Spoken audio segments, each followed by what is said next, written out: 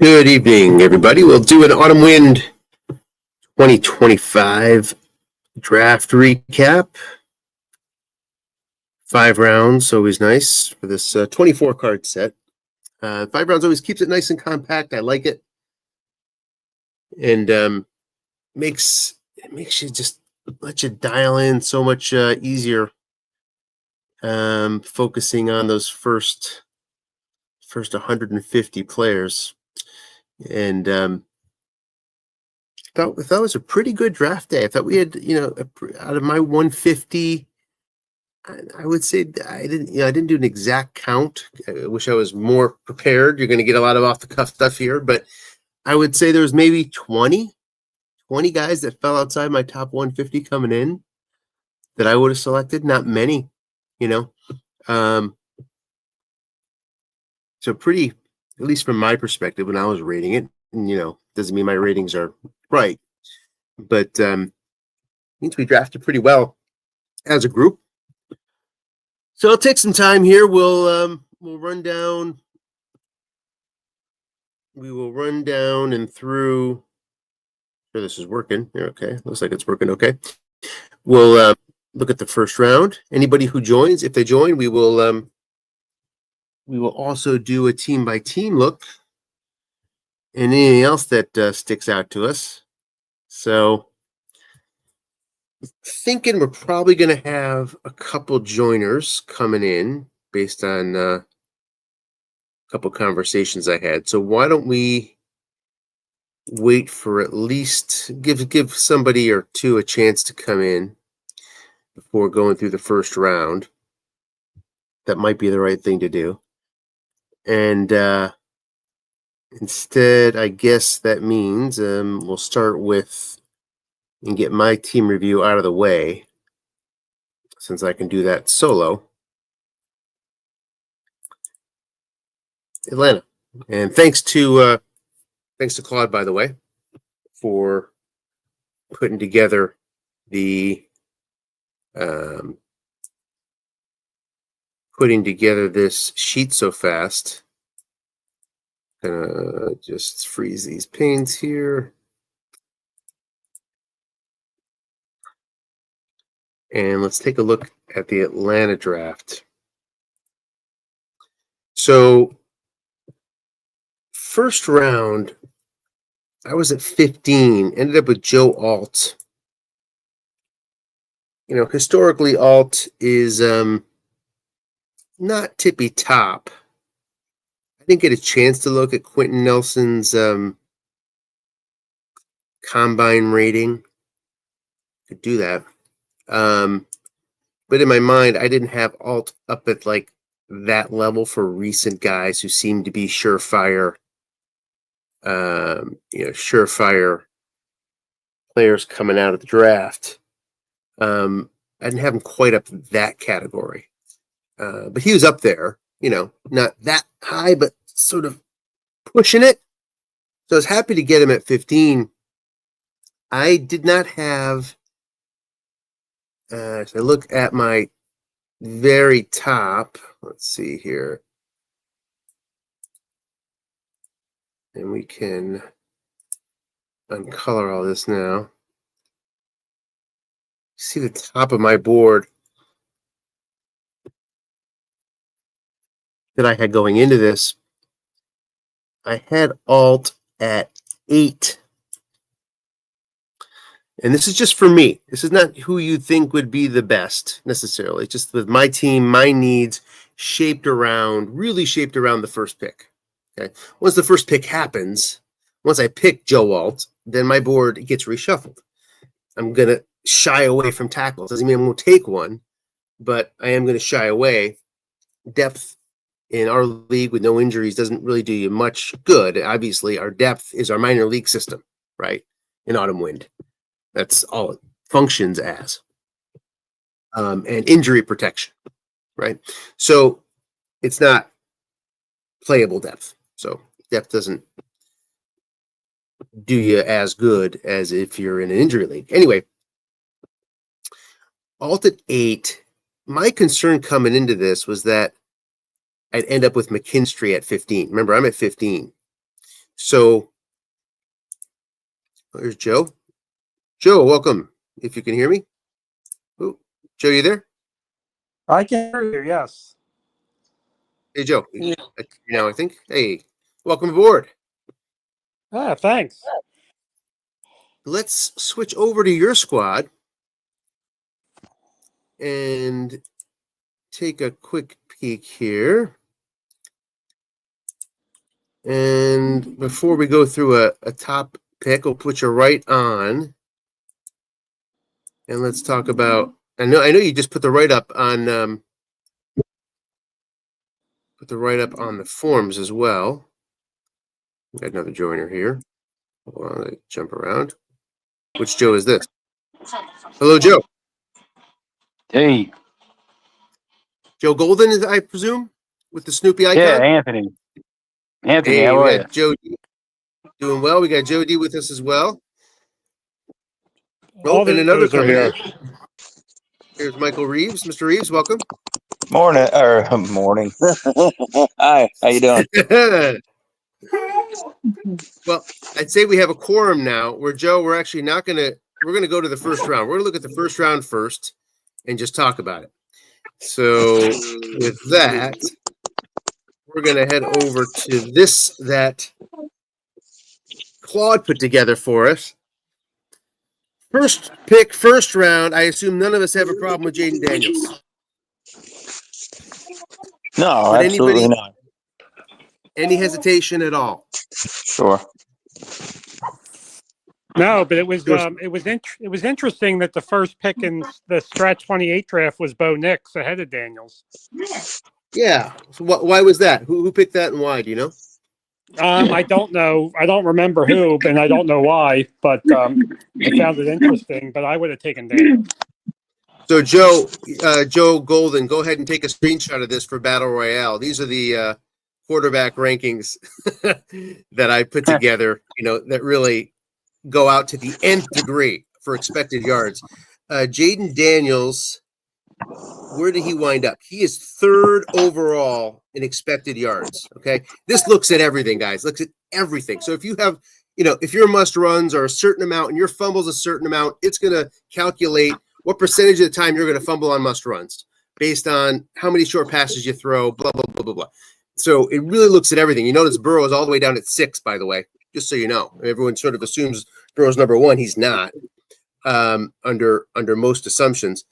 Anyway, Daniels is third. Nix is 8th. And part of me thinks people take Nix, one, because he has a better card this year. He doesn't. So why would you take Nix? Sorry, Joe, do you have any Joe D, do you have any reason why, any known reason why that person in the other draft took Nix ahead of him? It was Brandon Nagel, by the way. Okay. No idea. Obviously like them better for the future, I guess. Interesting. I mean, the thing about Nix, and I think Montreal stated it well over in the Strat form, right, is that his floor is pretty high. His ceiling, however, is not very high, you would say. I mean, that's the conventional wisdom, and I kind of agree with that. So I guess you draft him for the floor, I guess. But anyway, Daniels. Go ahead. That's interesting to me because for whatever reason, I watched Nix a lot actually last year. I had the Sunday ticket, and I seemed drawn to. I mean, the Rams are my favorite team, but I seem more drawn to watching the Broncos more because I love how this person matured and how he had such a grasp of the offense. He just absolutely didn't look like a rookie at all, and I thought that he had some nice Josh Allen tendencies where. He doesn't have like the most accurate arm, but he would extend plays kind of the way Josh Allen would. I hear what you're saying about accelerated, and maybe he doesn't have such a high ceiling. I'm not so sure I agree with that. It's interesting too. I mean, that first month was rough. First month, very. Over in the forums, who is that? Long Shot Mark, big Denver fan, right? And he was ripping Bo Nix for the first month, ripping the entire organization. And then all of a sudden he kind of toned it down. Kind of timed it down. Well, I don't know how old of a Bronco fan he is, but way back in the day when Elway started, I mean, he didn't finish half of his games. They always had I can't remember the name of the backup who used to be there. I don't think it was DeBerg, but they always had like a backup. And it wasn't until season 2 or 3 until he really got his footing. And it's funny, just the transformation. I'm an old guy here at 56, but believe me, it takes a while for these quarterbacks to develop. And these kids now are just thrown right into starting lineups. And if they don't get it done in 2 seasons, sometimes only 1, there's just not much of a learning curve for these people and not much tolerance for them to grow into a position. So I was just amazed at the end of the year. This guy did not look like a rookie at all. And maybe that's what Nagel saw. I'm not sure. But I feel the same way about Daniels, too. He was phenomenal down the stretch, especially. And just had a true command of that offense. So I could see somebody picking Nix, too. But it's pretty surprising to pick him over Daniels. I couldn't agree more. It was Kubiak who was backing up Elway in '84. Was it his rookie year? Yeah, that would be right. That'd be right. Yeah, Kubiak, flat pass master. We just played summer sprint '84, and somebody took Denver and played Kubiak most of the time. By the way, but sure. you see the offensive grade here: Daniels versus Nix. For whatever reason, PFF had Nix down at 78, Daniels up at 90, and the so much success for Washington last year came on 4th down conversions and all sorts of things. Mm-hmm. But, maybe the injury risk, right? Just running around a little bit more, but Nix runs too. It's interesting. And he has so many snaps. I mean, Nix has more snaps and starts than a lot of second and third year pros, so you might be seeing, you might be seeing closer to his ceiling earlier, right? There may not be much headroom. It's hard to say. Well, and I think too that there's probably a little bit of a bias because if you remember the quarterback draft last year, everybody went off the board, according to Hoyle, and then all of a sudden out of the blue, here comes Bo Nix, who some people had actually thought probably wouldn't go off the board until the second round. There was a real possibility. So I think there's a little bit of a bias when he got. I mean, think about it. He got picked, after Penix, of course, and he was playing behind Cousins, so he didn't get a chance to prove himself at all.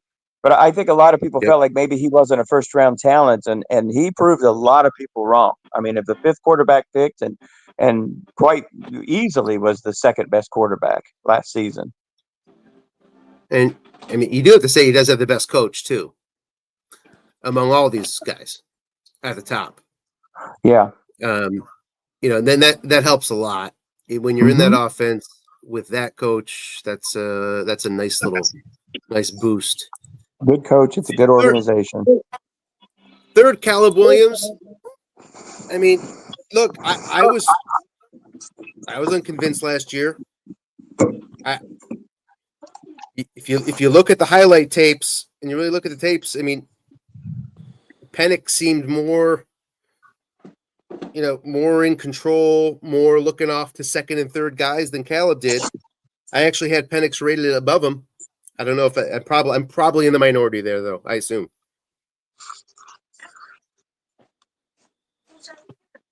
Am I in the minority, gentlemen? Oh, having Williams above Penix? Is that what you're asking? No, I have Penix above Williams. Oh, you are in the minority then. Yeah. I mean, I can't speak for everybody else in here, but I think I think you're picking pedigree basically over Penix. I think he's worth a second shot. He's got all the tools, so I don't see any problem with that. I think Penix fell exactly to where he was going to, and I thought there was a real possibility that the Giants weren't going to take him. Yeah, it seemed that way. There was definitely a thought that Joe's on here. Joe G, you still with us?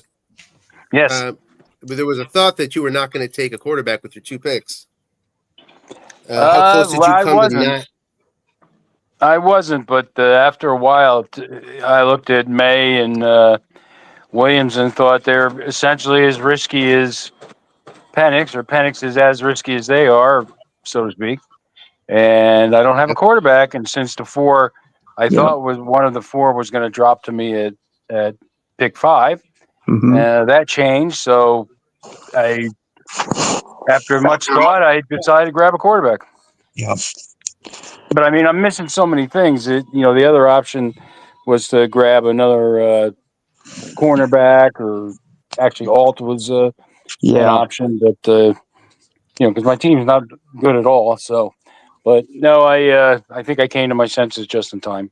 Hey, Joe, Dennis and myself and Duke yesterday, we kind of got together and just threw together a completely inaccurate first round. Nobody could ever pick this thing completely right. But we were kind of speculating on what you were going to do too. And we thought, you know what? Maybe with his 5 and 8, he's not going to get Penix at all. And he's just going to pick like you did, basically, and take Alt and take Gonzalez and either do one of two things: either go for the Cam Ward sweepstakes next year, or perhaps take your 19 and maybe try to move that up. Did you have any temptation to take Alt, for example, at 8, and then maybe try to sneak up there a little higher? Or maybe was that why you were kind of, I mean, I don't want to pull back the curtain on it or anything, but I believe you tried to offer 8, and when you didn't get anything for it, is that why you felt like I better go ahead and get him now, and you didn't want to risk maybe using your 19 and maybe try to move up a little? Well, yeah, I mean, I looked at some of the teams behind me, and I just thought there was a good chance Penix wasn't going to make it, and I don't have a lot of stuff to trade up. I really didn't want to lose picks because I only had 11 players in my team that I thought were worth having to start. So Yeah. I wanted to keep the picks. I Well, essentially wanted the best guy. I don't think I was going to do anything this year anyway, yeah. so I thought I'd maybe pick something up next year. Maybe Jackson Dart. Yeah. Did you have 19? I had 22, I think. Okay. Because all right. Well, I don't want to ruin this for him. I don't want to ruin this show. Okay, I'm sorry, but No, while we got everybody on the phone, it's just kind of fun to speculate. Anthony, were you thinking about him? think about who? Penix. Yes, I would have taken Penix if he was there at 15. Yeah, because Joe, that was going to be the next plan. If you weren't going to take him at 8, basically at that point, I would have offered up my pick and tried to move down and say it's the Penix sweepstakes. Let's see what we can get. So I actually had the I was in the Slack, and I had the message already typed out, ready to go, because I knew that there was only going to be 5 minutes to try to figure out what I could get for this thing, and I already had it typed in. And when I saw Penix, I thought, well, I got to erase this, and now I'm just going to go ahead and take first. So that was my plan. Well, yeah, I was thinking about trading up, but I didn't want to trade up to a spot. Well, it depends where the spot was, but I didn't want to trade up too soon because I was afraid that I'd trade up and then he wouldn't be there anyway. Mm-hmm. Yeah, it's just gamesmanship. It's kind of fun. I'm thanks for sharing that. I really appreciate it, because I mean, without this kind of forum, we'd never have the chance to do that. And it was kind of fun just to, I'm really glad you're on here, because I think Yeah. your move at 8 basically defined the rest of the draft. If you don't take Penix, there's going to be chaos there. But the fact that you took him, and I think it was the right move. I truly do. I think the draft pretty much went according to Hoyle. There really wasn't a lot of moves. That thing goes in, and you just basically introduce chaos into the draft. Well, okay. I'm happy at that. Yeah, I'm happy I got a quarterback. We'll see how he plays. Well, so what I'm trying to say is, why didn't you do it? Because other than that, the draft was really boring. Why didn't you make this thing exciting for us? Well, Michael, I agree with you 100% that, at least from my perspective, down at 15, Joe's picks, especially at 8, pretty much knew what he was going to do at 5. What Joe did at 8 set the tone for the rest of the first round. 100%. I could not agree more. Yep. Yep. I mean, once I decided I was taking Penix, I didn't really want to talk about the fact that I was going to take him anymore, because, it seemed like my big mouth already influenced enough trades. So I figured I'd just sit tight and surprise anybody that was thinking he might keep going. Well, do you care if I ask then? I mean, now that it's over with, so you had 5 minutes basically. You stuck it out there and said, okay, who's looking at 1.8? No, you don't have to say who, but did you get any offers for it? No, None. actually, so I got one offer. It wasn't much of an offer. Yeah. So it wasn't something I would consider. But I mean, at that point, I threw it out there in case somebody wanted to trade down. Just wanted to make a crazy offer. Yeah. I mean, if somebody wanted to offer me multiple round ones or something or another, or again, I need players, I would have thought about it. But yeah.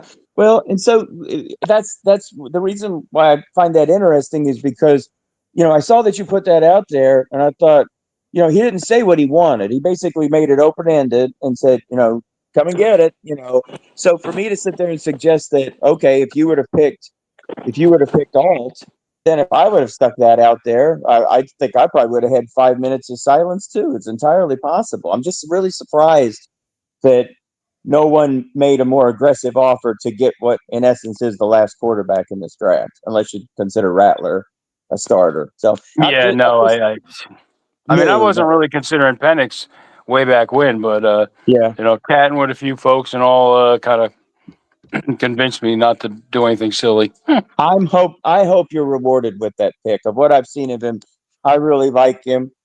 His draft grade is great too, and now that he's going to get out of the shadow of Cousins, I'm rooting for this pick. I'm glad you took him. I would have been disappointed had you not, and then just gone into the year thinking, well, I'll try to get Cam Ward or try to pry Bryce Young out of St. Louis, which I think that's been kind of difficult for anyone to do. So Joe Flacco's looking mighty good. So. Yeah. You traded him for Joe, Dallas, if I'm you, see if you can move Flacco for Cousins. Get some insurance there. Yeah, well, Flacco and Cousins basically got the same card. I mean, I already traded Flacco, so yeah, it's already done. Dallas got him. Yeah, okay. There's round 4 and a backup quarterback. Okay, gotcha. I wanted a 3, but at this point, I'm not going to use Flacco, so if 4's okay. Breaking news, Anthony, right here. Yeah, that didn't happen in the draft, right? I didn't miss that. That happened post-draft? No, that happened, a couple hours ago. Okay. Gotcha. All right, so now Drake May, 4th. Any reservations there? Everybody happy with that? Tampa needed one. So it seemed like the right pick. Yeah, I mean, look, sure. The only thing is I probably would have taken Penix, but that's me, and again, I'm probably in the minority there. Okay. But, I just like Penix weapons, and look, the more tape I watched on Penix, the more I liked him. I was really soured on him in the game versus Michigan 2 New Year's Eves ago, okay, or whatever that was, the championship game. What's the championship game? Washington, Michigan? Yeah, right? Championship. And I did not like how he looked under pressure at all, Penix, in that game. And ever since then, I haven't thought about him. But then somebody mentioned him to me a couple of weeks ago. If I was going to take him, if he was there at 15, they asked the question. And I was like, well, I didn't like him in college, so probably not. But then I started watching his tape from last year and kind of fell in love with him. So I think he got a pretty good shot with him. You never know with quarterbacks. You never know. But I think he got a pretty good shot there, Joe. And I certainly moved him above May. Who doesn't have the weapons and doesn't have the dome and doesn't have some things that Penix has. Agreed. Gonzalez. I don't see why May or Williams wouldn't be as risky or more risky than Penix. So, yep, I'm with you. Gonzalez, no brainer. Anybody reservations on Gonzalez? I doubt it. No. For Joe at 5, Quinion Mitchell to Oklahoma.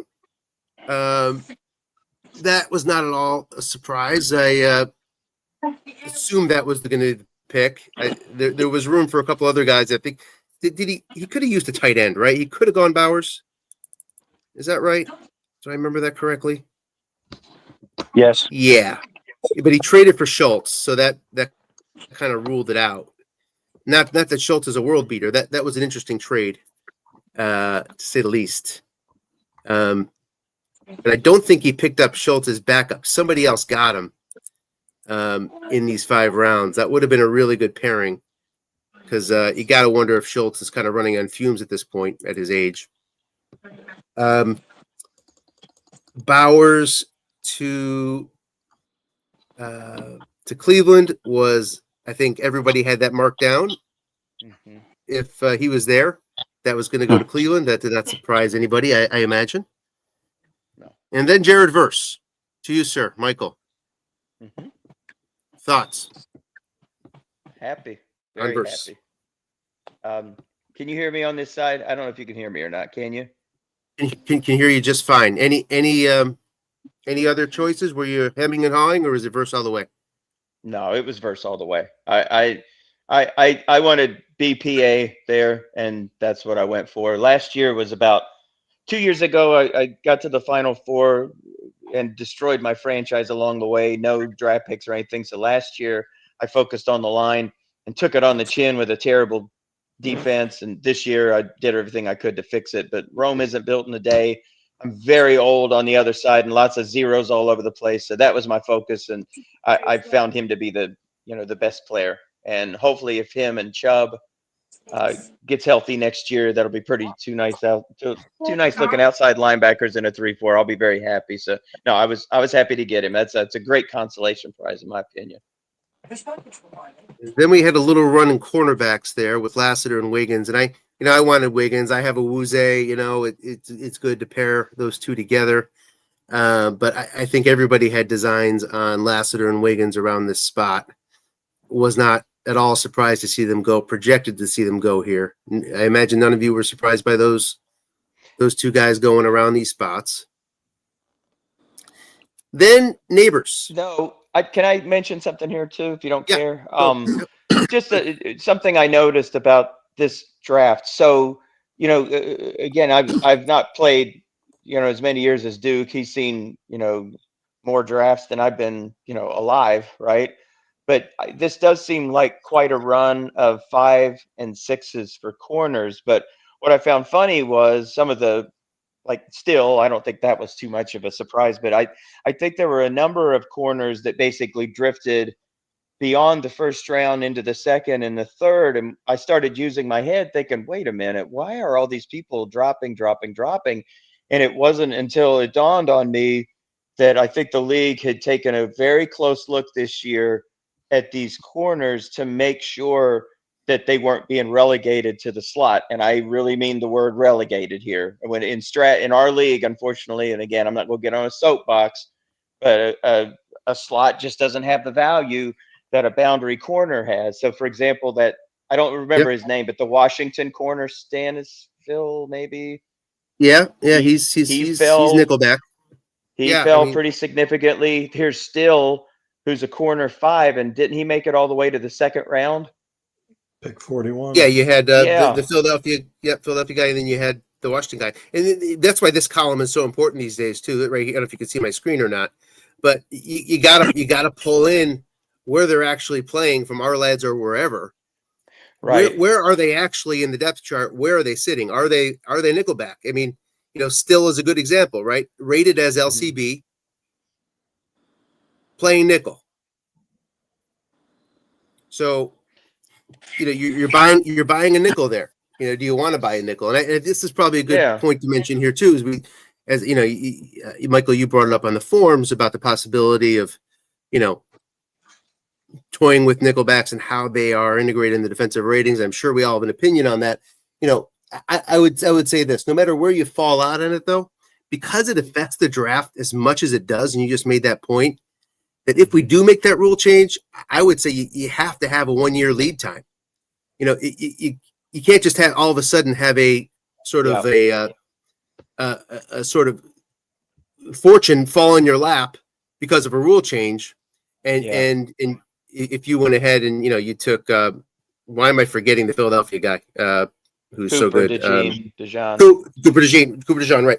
If you took Cooper DeJean, who would have gone in the first, if we knew that rule change was going to happen immediately next year, right?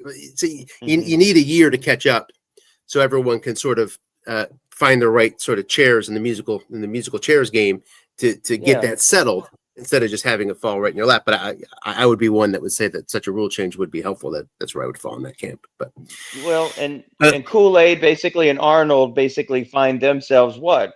Right up there in the 20s, I believe both of them were. I think Yeah. Arnold was. Maybe Kool-Aid, did he? yeah, last until Arnold the went second? earlier. Arnold went 18 17. or 17. 17. Yep, 17 for Arnold. And Kool-Aid went 28. 20. Green went 16.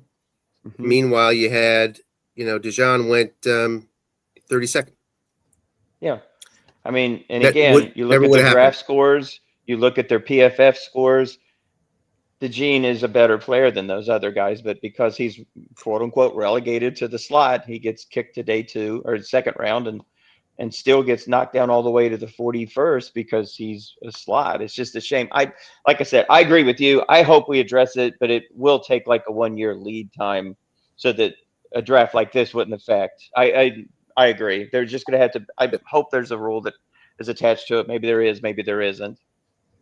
Well, I think it's a little Well, interesting that on DeJean because no one stepped up to replace Darius Slay at that second cornerback spot for the Eagles, and I think there's a chance that they end up putting DeJean there and having the backup nickel play nickel, because they've struggled in the preseason. So DeJean may end up being an outside corner at some point anyway. Mm-hmm. so right now they've People got can't risk it if in that high of a pick if they don't know. You Yeah, can't risk waste on that's a pick. good point. right now Ringo is in the boundary corner on the Eagles. I don't Depth know that chart, I and you like see that- Our very much so for depth charts. What's that? I don't like our lads very much for depth charts. Who's your favorite? I've been looking at like CBS depth chart and ESPN, at least this Mhm. season. They seem to agree with each other a lot more, and our Mhm. lads seem to be very inconsistent. Mm-hmm. I think this is right for this purpose at least, though. Oh, it That might be. they still have. Yeah. All right. So next, Joe Daly, you still with us? I'm here. Yeah. Okay. So you were next with Neighbors. Thoughts, please. Well, it was either going to be most likely corner or wide receiver, and I didn't expect 4 corners to go in 6 picks right before me. I did think Wiggins would be an option, and I'd have to make a decision. But once those corners went, and the only really other alternative was Alt. And when I was on the clock, honestly, I forgot about him, but I probably would have taken Neighbors anyway. I only had 2 wide receivers on my roster. I had Garrett Wilson. I didn't necessarily need a 1. I was hesitant to take another really good receiver and leave corner barren, but I didn't really have a choice when the corners went off the board there. The other option was to take Wiggins and then take like a Pearsall or a Worthy or something in the second round, but that wasn't an option for me. So I'm happy to have Neighbors and Garrett Wilson and, give Lawrence a couple targets there.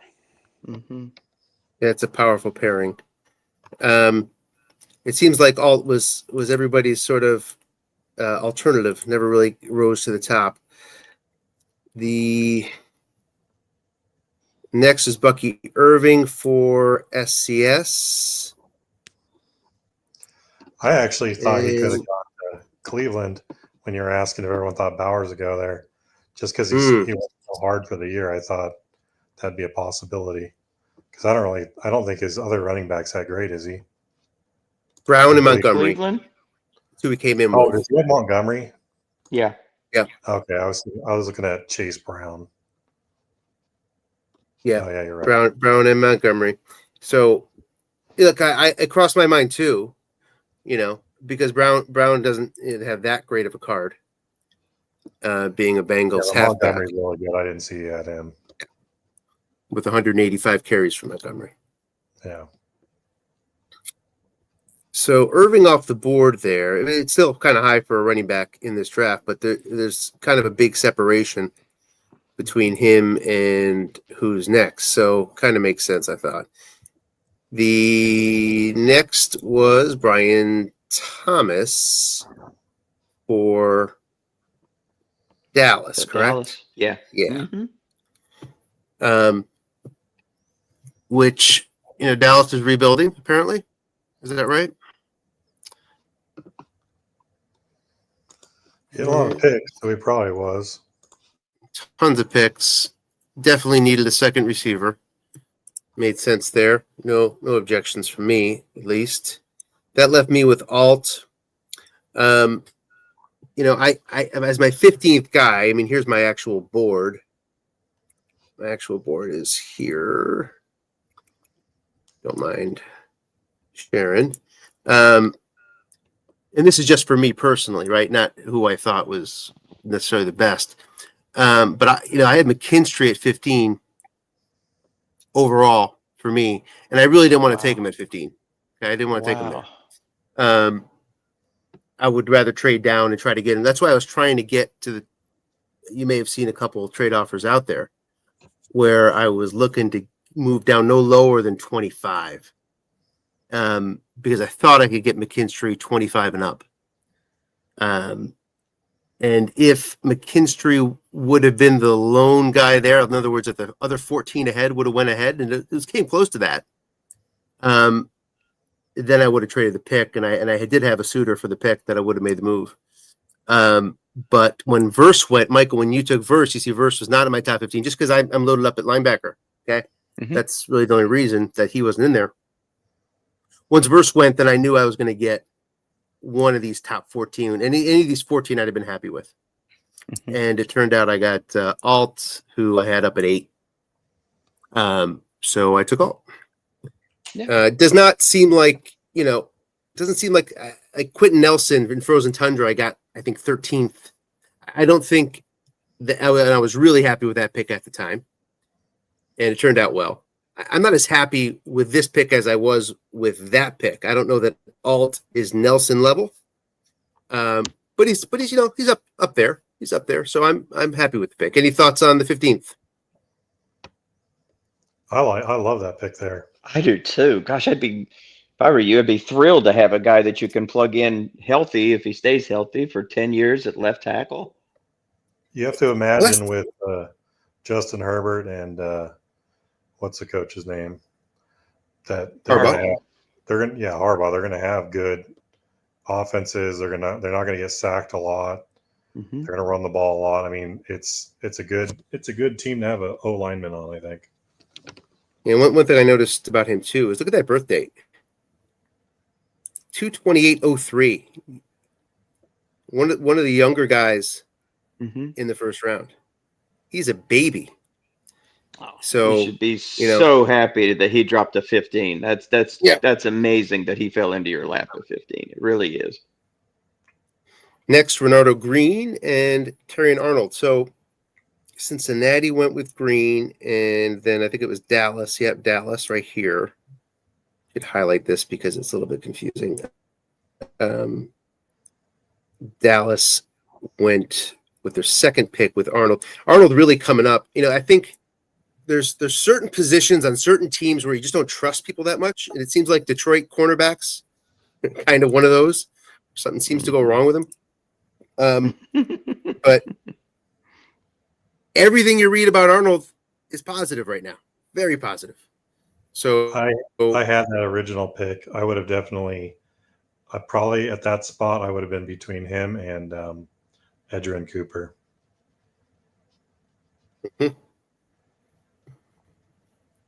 McConkey, really interesting pick here for the Cards. So McConkey over Harrison. And I don't know this year's, I'm not paying much attention to this year's Cards. So I'm not really playing for this year. So somebody explain this to me. Is this because of Herbert? Is this because a better card for McConkey right now than Harrison? Why are you taking McConkey over Harrison here? I think McConkey looked better this year, if that's all you're going off of. I don't necessarily like the guys that don't. I look at the card their first year lots of times because I want to make sure Strat's not going to make them like, look how Puka's a 6'6'4". I hate that. I want my dominant receivers to have the bomb, on their cards too. So Yep. I definitely look. He's a 5'6'4", which kind of turns me off a little bit. Yep. But I mean, he looked really, really good. I think he looked better than Harrison looked, at least as far as watching the games goes. Oh yeah. Well, look, when McConkey was good, and look, there's health concerns with McConkey. I watch a lot of Chargers too. I watch every Chargers game pretty closely. I watch all the games, but I pay special attention to the Chargers, and I'm surprised he didn't get double team receptions, just because when he was on the field, and it all comes down to stats at the end of the day, but the team was just different when he was on the field and playing well. I mean, he elevated the entire passing game for a while there. It was just McConkey all the time. If not, it was a dump off to Disley. That was the entire offense. It felt like for 2/3 of the season. I mean, every once in a while, you'd have a deep ball. Was it Justin Palmer? Was it But McConkey dominated that offense. So I agree with you on the eye test. But the thing about Strat leagues is that you get these guys forever, right? There's no contracts until they die. You get these guys on your team, and over a career, boy, I think who's got a better chance of getting a yellow jacket, Ladd McConkey or Marvin Harrison? That's how I agree, Anthony. I agree. I think if you're going to pick somebody like top 20 that you would consider like a 1, and I'm not saying Ladd can't be a 1. I'd just like to see something from him where he's a 5 or a 6 deep, where a player who has the potential to be maxed out in all 3 zones. That's Harrison to me. I don't know if Ladd is going to be that deep threat. I think probably maybe eventually he could get to like a 5, maybe, but I don't know that he's going to be somebody that's going to max out across all 3. So Harrison is who I take there, but I mean, that's personal preference. Any other thoughts on that? Anyone else? Hey guys, I just joined, but I agree with what Nathan was saying. That was one of the things I kind of dinged Ladd on, was the fact he was only a 4 going deep. And I looked at a couple of guys as far as that goes. Of course, that kind of stood out a little with Harrison as well, but that's definitely a concern, because that's really kind of what Nathan and I both are guys that would take a few drops to get some long gains for the most part on receiver cards. And one of the big things for me has always been, are you somebody that's going to be a 5 minimum and hopefully a 6 going deep? I can work with the drops short and flat. I want a guy that's really good deep. Yeah, I don't think he's ever going to get maxed out on the deep ball. I mean, even playing with who he's playing with, Herbert, he just doesn't seem to have that in him. It wasn't just last year. I loved him when I'm watching. Tough kid, will catch anything and pay the price for it. And sometimes that costs some snaps, but I don't know that he's ever going to really stretch the field in any big way. He's a Keenan Allen. Yep. Yeah, and Keenan's had some pretty decent long pass columns, I must say. Pretty decent. But I don't know that McConkey will even reach those. That's a good question. All right. Next, Sweat. This is Dallas's 3rd pick of the round, I think. 2nd pick, 3rd pick. People seem to like this pick. It's Dallas nose tackle. Sorry, it's going to Dallas nose tackle, Sweat. One of the pure noses out there. Seemed to make sense. I didn't love everything I read about him. I knocked him down a little bit for some things that I read, but seemed to be a pretty popular pick. Any thoughts on this one? I think it was all right for where it was at. I mean, I kind of liked the other nose tackle, Byron Murphy, probably just as much, maybe a little more. But I had Murphy. I also had Murphy ahead. Wasn't a big difference to me to where I would, say, oh, that's crazy or anything like that. Yeah. I think maybe, I don't remember what's the situation in Tennessee with who else they got playing there. And I think maybe I had some concerns there. I'm trying to pull up their depth chart real quick. Sebastian Joseph Days played some nose tackle, although he's at defensive end right now, so maybe not. I don't know. I like the look of the Seahawk a lot more this preseason, especially. Yep, I agree. I moved him ahead. Moved the Seahawk ahead, Murphy. Let's see. Defensive tackles. Yeah. Definitely reminded me a bit of Vita Vea, in that you may get 3 or 4 great seasons, but you also may get some years where he's not helping at all.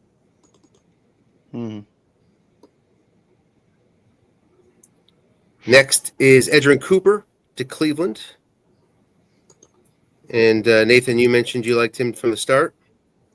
Yeah, I probably would have ended up with him for sure. Him or Arnold. I mean, Arnold because I've had a hell of a time at corner, and because he came on real strong. I felt like it towards the end of the year, and I like the team, but Cooper's the one that I watched that when you talk about eye test, he was the one that I watched last year, probably maybe above anybody in the whole league that I was like, wow, that guy looks pretty amazing to me. Hey, Nathan. So on that, because I was also very interested in him as well, but I would not have picked him that early. I thought he would have gone early too. SFFDL, I think he went early second round. He went second round. Yeah. So my question is he a middle linebacker or is he going to be an edge? He's playing middle linebacker to my knowledge. Yes. Because I've seen some depth charts where he's wide, and then I've seen some, like I've seen Quay Walker basically on the inside, and I've seen Cooper on the outside, and then there's other depth charts where I've seen it reversed. Well, they run a 3-4, right? Or no, they run a 4-3 now. So yeah, I don't know. I've always seen him listed inside, strong side, middle. Yeah, I guess he is listed a weak side on CBS right now. Doesn't really matter in the 4-3, I suppose, though. If he's a hell of a player, I'm not worried about him being like a zero.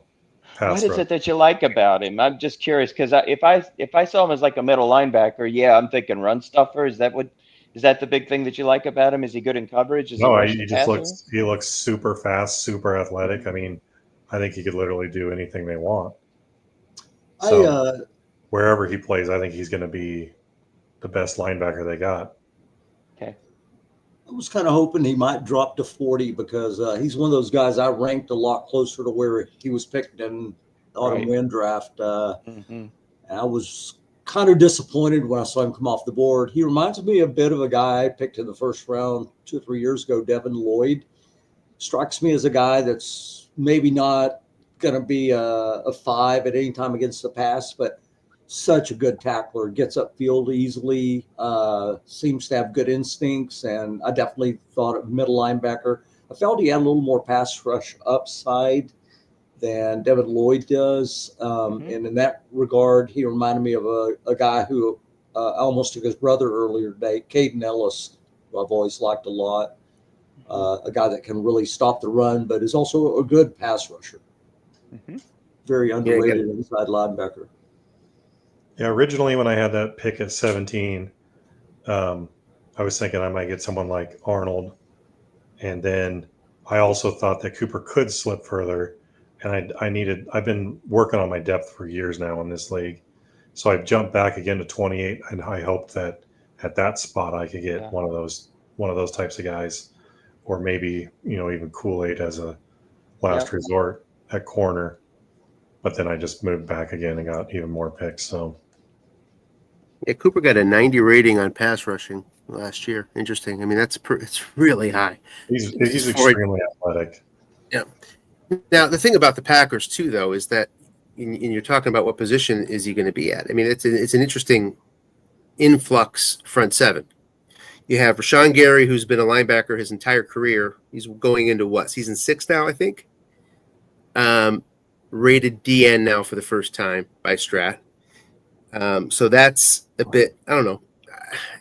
Would you call it disconcerting? And then you got Parsons being thrown in there, and we've seen him typically dual rated now, right? on Dallas. What's going to happen in Green Bay? Do we know exactly? And then you've got this Cooper situation. You don't know what you're going to get in that Packers front seven. I don't know if you can feel confident about where these guys are going to fall from a position perspective, if that's what you're interested in, because it's kind of a mismatch. I'm usually very concerned about those sorts of things. Inside, outside, what type of defense? Like a 4-3 DN is, to me, worth a ton more than a 3-4 outside linebacker. 100%. Especially in a league like this. But just the thing where I said the eye test, he just looked like such an amazing player to me that I was willing to just say, I just want that guy, period. Mm-hmm. Yeah. And I couldn't agree more. I mean, if you know you're getting a D end, then the value goes up, and that's not really in the mix here for Cooper, but overall, as far as was I concerned with inside backer, outside backer? I mean, they're running a 4-3, so either way is fine. Like Matt Judon would be the type of guy that I would think, if he's a blitzer, that he could be where he could get ratings both ways. Yeah. Same with Parsons, probably, if he's playing outside.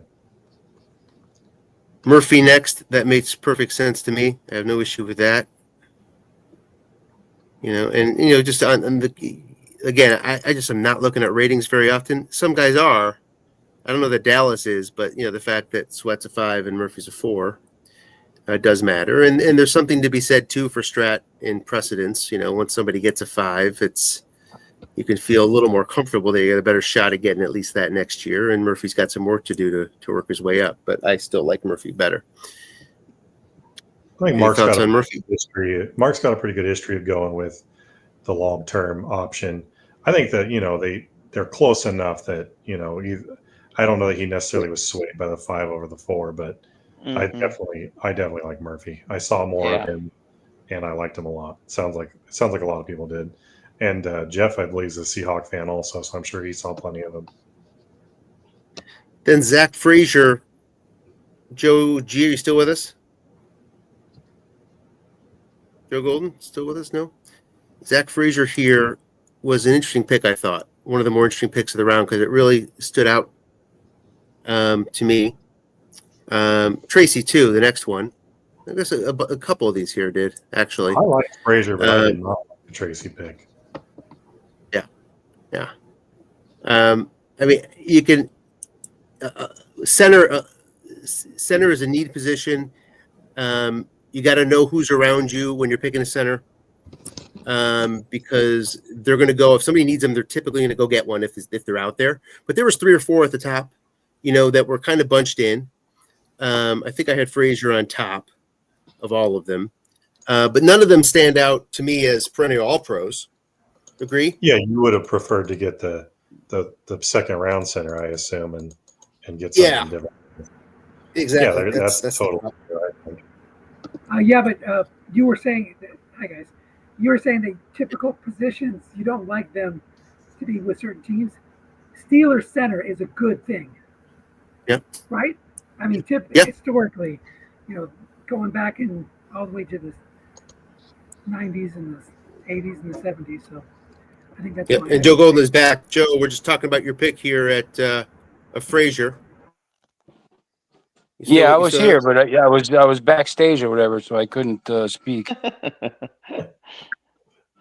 Tell us your thoughts here. Who are you thinking other than Frazier, if anybody? Well, I was thinking offensive tackle, but since no one was taking the ones that I liked at this point, I thought I would go to the center. I thought he was the best center out there, and I got all kinds of holes. He fills a hole. I really did like Edgerrin Cooper. I took him in SSFDL, whatever that thing is. I think that guy's going to be a great player. That aside, there was no one else that jumped out at me. There was defensive ends I liked, but I have them. So center was a big need, and I thought I'd get a tackle in a second round. So that's what I did. There were no more DBs that I jumped out at me, et cetera. So I don't think you'll regret. I don't think you'll regret Frazier. It's a solid. Oh, that's what I'm thinking. I'm hoping. Is what Anthony's talking about, where maybe you could have, but then you also, like, I know at the top of the round where Gary picked, he didn't have a center at all. I thought he might take one there. Yep. There was, there's quite a few people that needed centers. Well, and like I said, the other thing I would have looked at there anyway was really an offensive tackle. And there's a bunch of them. I mean, after Alters, there's a bunch of pretty decent ones. So that's kind of why I hear you on Frazier that. here. Yep, I hear you on that. No doubt about it. If that's the choice, you could definitely do what you did and grab a good tackle in the second round. Tracy to the Chargers at 23. I did not have Tracy up near here. Anybody a big Tracy supporter on here that can make the case for him at 23? Well, it's just the card.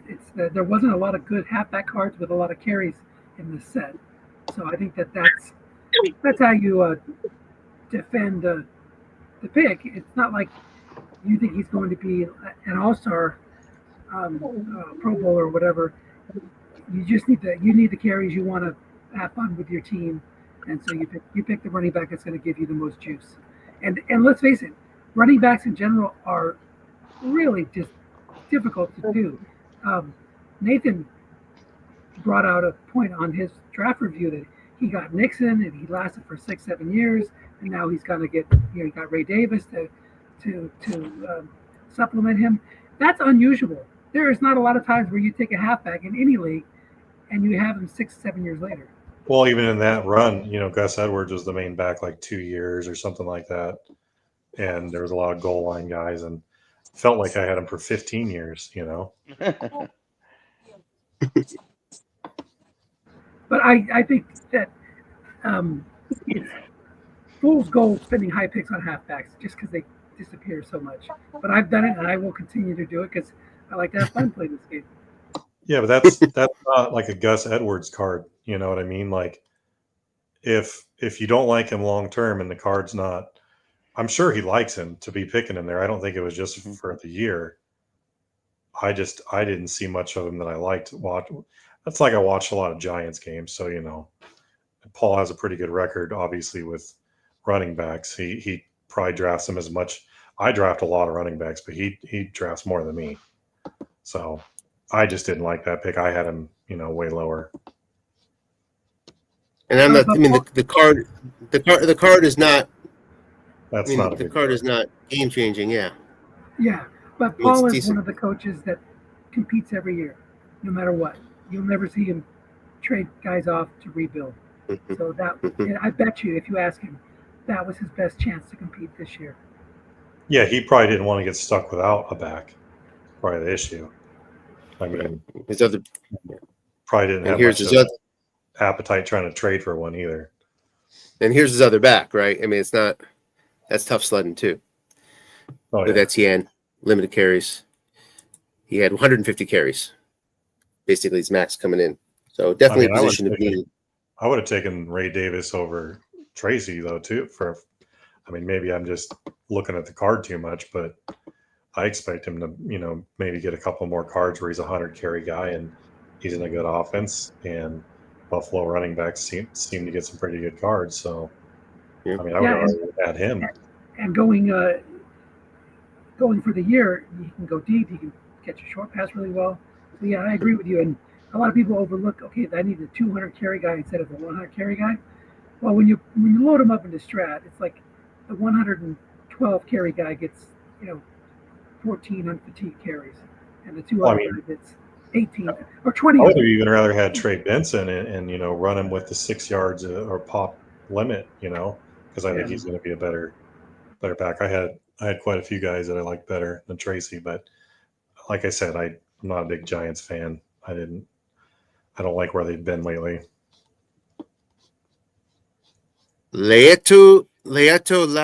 can never get his name right. I hear it 1,000 times. I've listened to every single Colts podcast you can think of this preseason because of the disaster that is Anthony Richardson, right? So I hear a lot about Latu here. And he's had a decent preseason. They've seen him take steps, but they're not excited about him, So I was actually shying away just because I've heard, they don't dislike him. but not finishing his sacks well. You know, he gets there, but he doesn't finish the play. You hear a lot of that. So I had moved him down a little bit on my board. Anybody thoughts on this pick here? I don't mind him, but I would have definitely rather had Chop Robinson over him. Same position. There's always a defensive player in the first round that just doesn't do anything. And I'm not saying Laiatu Latu is that player, but there's always somebody that he was the first defensive player off the draft in that NFL draft. And then the Seahawks took Byron Murphy right after that. But it wouldn't surprise me if we're talking about him in a couple years as being a bust. Who knows? Phoenix goes with Kalen Bullock here. Thoughts on this pick?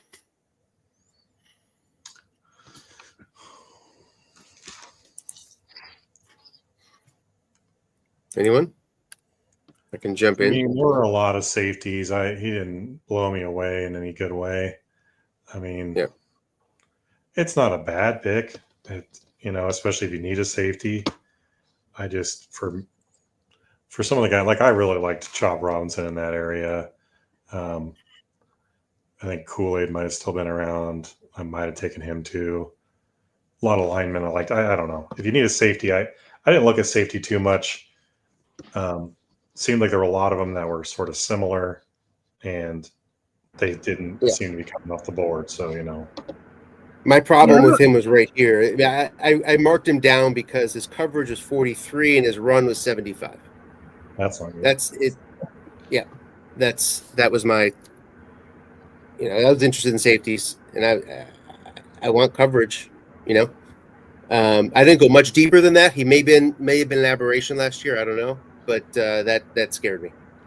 Well, I did some research on safety because I actually needed two of them. But I bailed when the first three went off the boards because, again, you go back and you review the depth charts, and Green Bay had somebody who was highly touted who they were moving over to the slot. There was an Arizona player there, that Rabbit guy, who they already have two safeties there, so he's going to be, relegated to the slot as well. There were at least 3 or 4 of them who weren't going to play free or strong the next year. And I think once you get even that Kansas City safety, I can't quite remember his name, on one depth chart, he wasn't starting on that one either. It was actually the guy whose name begins with a C. I can't remember his name. I think the guy on Green Bay is playing safety because they've got Evan Williams. You're talking about on Green Bay? No, not. It's the other guy. Well, Evan Williams should be in the safety in the slot, and Bullard. You're talking about Bullard. That's him. Okay. So Bullard was PFF top 50 coming out on their big board on their draft, and so I had my eye on him. But it seemed like every player that I was looking at had something going on where either they weren't having a good camp, or they were going to get moved over to the slot and they were going to lose the opportunity to compete for a starting job. There were really only, of that big list of 9 maybe, that were rated 4 or better. I think only 4 truly were starters. And maybe that's one of the reasons why he picked this guy, because he knew that he had a solid starting job. I mean, I can't think of any other reason why he would have taken him there, but maybe he was kind of thinking the way I did. He needs a safety. He needs to make sure that he has a starter, and this guy has a locked in starting job. Don't know why else. Bullard was another one I marked down just because of the coverage. He had a 46 coverage last year. Cameron Kinchins, Bullock, and Tyke Smith all real close to each other. And Tyke Smith was a nickel who should be playing safety this year. Mm-hmm. Yeah. Nickel thing. Yeah, me too, actually. Because it affects the safety too. Happened to me when I drafted Jalen Petrie in a couple leagues, and now he's like the full-time nickelback. Oh, is he really? I didn't know that. He has been since probably second year. Oh, God, I love that pick. I love that pick. And that is really disappointing. I didn't know he wasn't the safety there anymore. Some teams use a lot of safeties in their nickel, like I think the Texans are one of them. Mm-hmm. And some teams do it like corner strictly. It's strange. It is strange because, I mean, you wouldn't think that a safety would have the kind of speed that a corner and the agility that a corner would have. Corners go back to play safety, not the other way around. So the fact that he can play, He used to line up and cover the third receiver all the time. I mean, Tyrann Mathieu, when they first, when he was first in the league, they rated him. He played corner more than he played safety, and they just rated him as a safety. dual rating, Strat, if you're listening to us, please. So next, finally, Marvin Harrison gets picked here. So everybody ahead of him. Dual ratings. One second, dual ratings, but not the way you dual rate Kyle Hamilton. Yeah. Always that second rating hurts. Stop doing it. Remember Adam Archuleta back in the day? Yeah. He was like a 6 safety and like a 0 linebacker when he was up playing linebacker half the game. Wow. Okay, sorry for interrupting, Anthony. No problem. So next up is Harrison. Finally, at 26th, and you make a case that a good half dozen picks ahead of him could have easily gone Harrison, but he winds up with Dan, which he's got to be thrilled with landing in there at 26th. Heck, he could have gone top 10. A receiver, I like to get him late like that. That's a great spot. Sure is. Take a look at all the receivers over the years who've been taken late first round. There's a lot of them. I don't know that you're going to find better pure pedigree than this one, the 26. Going for the guard at 27. He was the top guard on my board, probably on yours too, everybody, if I had to guess. But the way the offensive line had been shaping out, I was glad he took him here personally, even though I needed a guard. Didn't get one. So any thoughts on this one? Solid pick, I think. Seems like a safe pick. Tough guard on a good team. Solid and safe. I agree. McKinstry finally now at 28. Like I said, I really wanted him, but just not at 15. So I thought that's a very solid pick there for Shreveport. Any reservations? I mean, he had, like most first-year guys, he didn't look good many games last year, but all the reports are pretty glowing right now. Mm-hmm. Yeah, I don't think some of these guys, they probably wouldn't make it this far in a lot of other drafts. Just it's a position of strength, just like Harrison probably, and some of these linemen too. It's a good time to get one. Well, and the Saints are going to find out real quick if he's a corner one or not now that Lattimore's gone. Yep, for sure. JPJ here, I mean, he had to work so hard to get the starting role. I mean, it came down to just the last few days, right? And that had me scratching my head. That over Kappa. Is that what you're talking about? Well, competing with who? Alex Kappa? Yeah. I can check it out. I forget who he was competing with, probably. But I mean, I think it was a. And Jordan Meredith, who's who they've got at center. I actually picked him up in spring fever, hoping that would happen. Mm-hmm. And I know they signed Kappa, so I'm assuming that's who he was competing with. 3 days ago, said he got it. Let's see here. I'm looking at this article. Is it Kappa? Yeah. Him and Kappa. I think he. So that scared me away. He might have earned that earlier. That's just. I think Pete Carroll just does that. You know what I mean? I didn't have any reservations about him. I liked him. It sounds like you did. He was my number 2. Number 2. Mm-hmm. Yeah. Dennis, you went for Washington at 30. Yeah, probably a reach there. But I had talked trade with you and Anthony and another coach about moving down. I think it was Joe. Joe Philadelphia. Joe D, is he still on the call? Anyway, I talked to both of you guys about moving down, but then you both were actually targeting Kool-Aid. So when Kool-Aid went off the board, those trades disappeared. Michael was pushing me to get Odunze, and I thought about it. I think Michael, you said he's like the 11th best player coming out of the draft, according to PFF or something like that. Mm-hmm. But I also thought about the guard Pooney, if he was still there, I thought about Dijon. And I don't really need a tackle, but Latham was screaming to me that was a high value. But picking our Darius, I've heard things that he could be back in November, December. So even though he got injured, a bad injury, Achilles injury, in May or March or something like that in the spring, that he has a chance to come back. He boosted my pass defense rating, and watching highlights of him, I just like the way he plays. It just reminds me a little bit of Earl Thomas. So I don't know. What do you guys think of the thing? That's great that you see comparisons of him to Earl Thomas. I know that you're a huge Seahawk fan, so that's high praise. I don't know about the guy, honestly. I didn't do a lot of studying on him. I just saw he was behind on depth chart, and he was like was he from the 2021 draft? Let me look. Or am I thinking of someone else?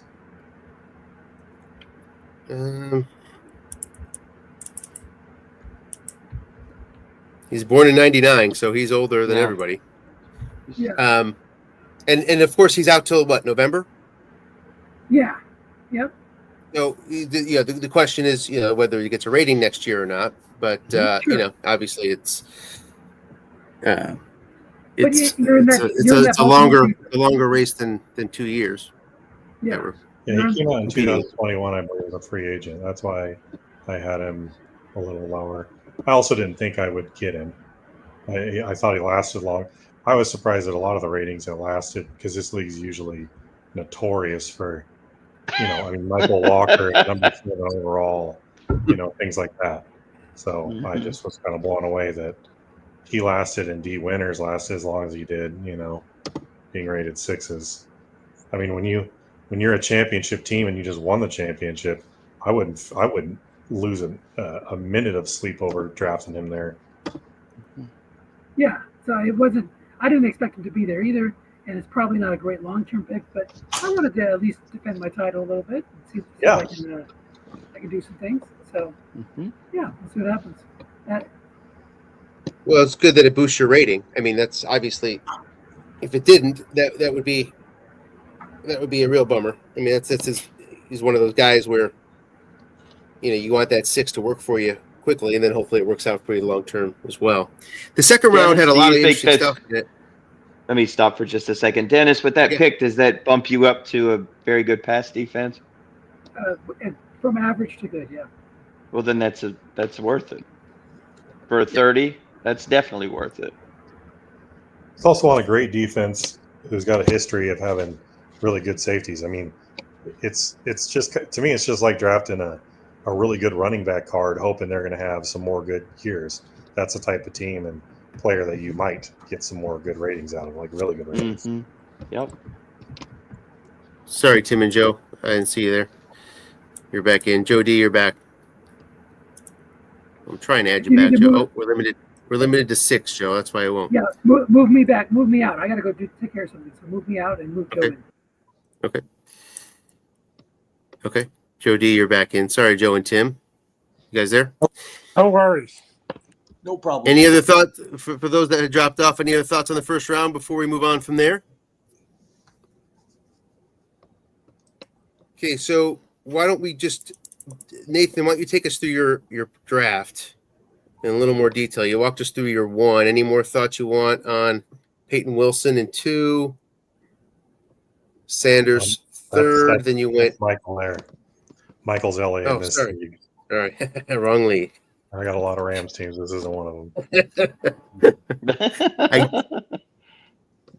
I do that every time with you, by the way, in here. Hey, I would take somebody. Actually, I had a conversation about your team names with somebody over the last month, and how it keeps on throwing me off. Okay, go ahead, please.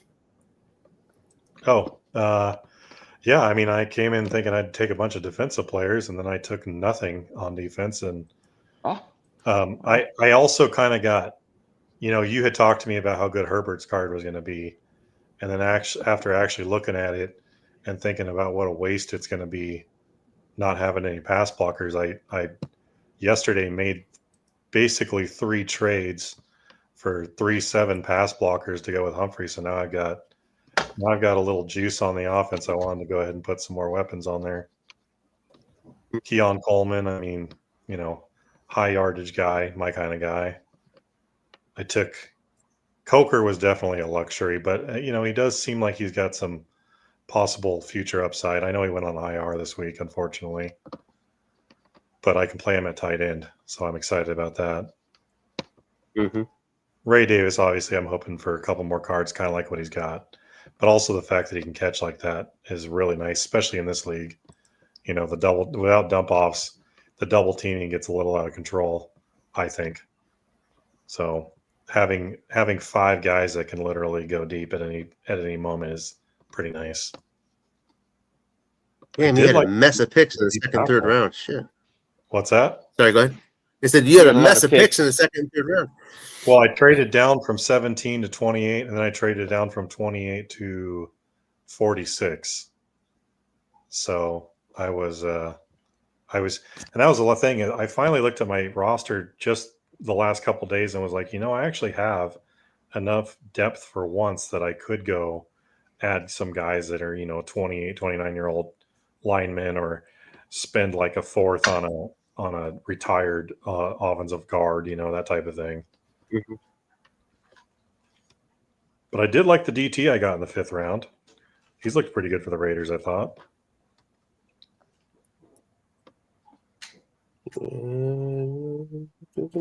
Where's he? Let's see. Lalu. Yeah, Lalu. Yeah. Okay. So you're thinking you're gonna? Yeah. So your line now is, if this is accurate, you still have a 3. No, I made some trades. I have Orlando Brown Jr., but I've got a 0-7 at the other tackle, Beecham, and I've got 0-7 Scherf at guard, and then I'll start 4-3 at right guard, Isaiah Adams, who I like. He was my third guard. Obviously, that's where I took him. And then I've got Creed Humphrey to center. So my line went from a train wreck to pretty solid. Yeah, pretty damn solid is right. And you made those moves just post draft. You can just throw it a lot guessed right. So we'll see. Yeah. Yeah, he needs a line, and that's the one thing he doesn't have in stock. Yeah. Is a line. So you put a line behind him in a draft league. He can be pretty dominant with that must run. That must run's pretty powerful. Yeah, for him, no doubt. 6 combos almost every time, depending on your yardage, maybe more. Over in Somifa, as you know, and over in they're voting out triple doubles. Yeah. Which you're going to see a lot of with Herbert. That's the way. It's a better way to combat the must run than shadowing, obviously. But I like it when people triple double. I especially when I have a good long passing quarterback like Herbert. Triple double all you want. I'm gonna go deep. You're gonna have 0 men back there. You're not gonna get it right every time. As long as they have enough guys who can go deep, and you got Ray Davis on your squad now, you can burn those doubles for big. Oh yeah, big yards. You can run, which I'll end up with like 600 carries at running back in some leagues because I'll just draft running backs every year, and you can throw the dump off, you can throw the flat, you get the dump offs. It's just in this league you don't have it now. In Somifa, I voted to get rid of it just because I think it's more fun. It's kind of like, to me, it's kind of like penalties and injuries. For me, it's just more fun when the offense is more open. So that's maybe a selfish reason, but because I use the triple double at times for sure, and but I blitz like crazy. So when I do a triple double, it's more like you can't just target this same guy over and over thinking that he's just never going to be doubled, Right. Your thoughts on Nathan's squad? Tim, take us through the Raiders. Well, it was kind of interesting. I was going to probably take one of a certain set of cornerbacks that were out there, even though I had a couple of 5s. There were some guys that were going to be way better than that. And to get to a good or, maybe even have a chance at excellent you're going to have a 6 and a 5 pretty much at corner, or a couple of 6s. So, even though I had a couple of 5s, I mean, that was really all I had there. And, Diggs is coming off an injury. He's fortunately just on a 4-game IR at the moment, so he is going to come back. And I really like McCollum a lot. And, I've raved about him for years, but he's only had one season starting as a 5. So I felt a little thin there, even though I did have a couple of 5s. So I felt like I was going to do that. Now, I knew it was going to be tough if Joe Alt was on the board. I really like Alt. And of course, I'm desperately need a wide receiver.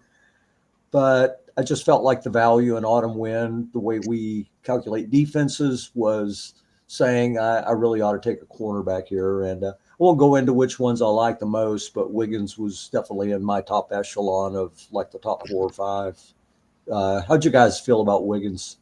Well, I was afraid you were going to feel exactly the way you just said you felt, because I wanted Wiggins, targeting for all sorts of reasons I talked about earlier. Figured, you had enough needs where you weren't going to go there, but you know what? I said, there's a good chance he just takes Wiggins anyway. And damn it, you did. So yeah, I liked your pick, unfortunately. Well, in your worst case scenario, that's like such an easy position in this league in particular to trade. Yeah. If next year you're still sitting on 3 guys, if you don't trade them this year, and next year when the draft's short, there was more corners rated 5s and 6s than normal. I felt like this year. Oh yeah. So next year, that good chance it won't be the case, or they definitely won't be in the draft as many of them with so many coming out this year. It's easy to swap them for whatever else you want. And it's really expensive to go out and get a 5 or a 6. I mean, you're going to have to overpay to go out and get one. And I kind of felt like if Diggs, for whatever reason, comes back and he's only a 4, and even if I get McCollum repeat as a 5, okay, I've got a 5 and a 4. That's really, you're stuck at average, in pass D. And if you're really trying to get to good, I feel like you need to be able to, like, say, get a 6 and a 5 out of the cornerback spots. And it really didn't hurt in the least that he's playing for the Ravens. I just love having a guy that's on the Ravens. Yep. Absolutely. Second pick was, there was a lot of guys I really liked, and I'll just throw one out there that was really tough. I'm not going to bring up a lot of them, but I really wanted Dallas Turner. He kind of reminded me of Nolan Smith, who I took last year, in that at the time we're drafting, he hasn't really blossomed. And yet a month from now, we may look at it and he's just tearing it up. But he's one of the guys almost every evaluator really loved, and seems to have, the kind of game that you can coach up because he's got the athletic traits. And I really thought a lot about Dallas Turner, but I'd kind of set myself that I was going to take one of the top 3 centers if they were here. There's one I like, but I was not probably locked into taking him. But I've got to admit, there was very little difference to me in the top 3, and that includes Powers Johnson. But I thought him and Frazier were very close. But in the end, I would have probably taken Barton over them, just due to the fact I think Barton is going to be the best run blocker out of the group. So, Well, he's playing center, right? He is. He's filling in at tackle right now while Wirfs is out. But I don't see that as a long-term thing. But I have needs at center, tackle, and guard, so I can live with it if it was. You were talking about the other guys I thought were Jackson's going to play guard. But Barton I liked a lot. I had him as my right behind Frazier. Yeah, I had them very close, like I said.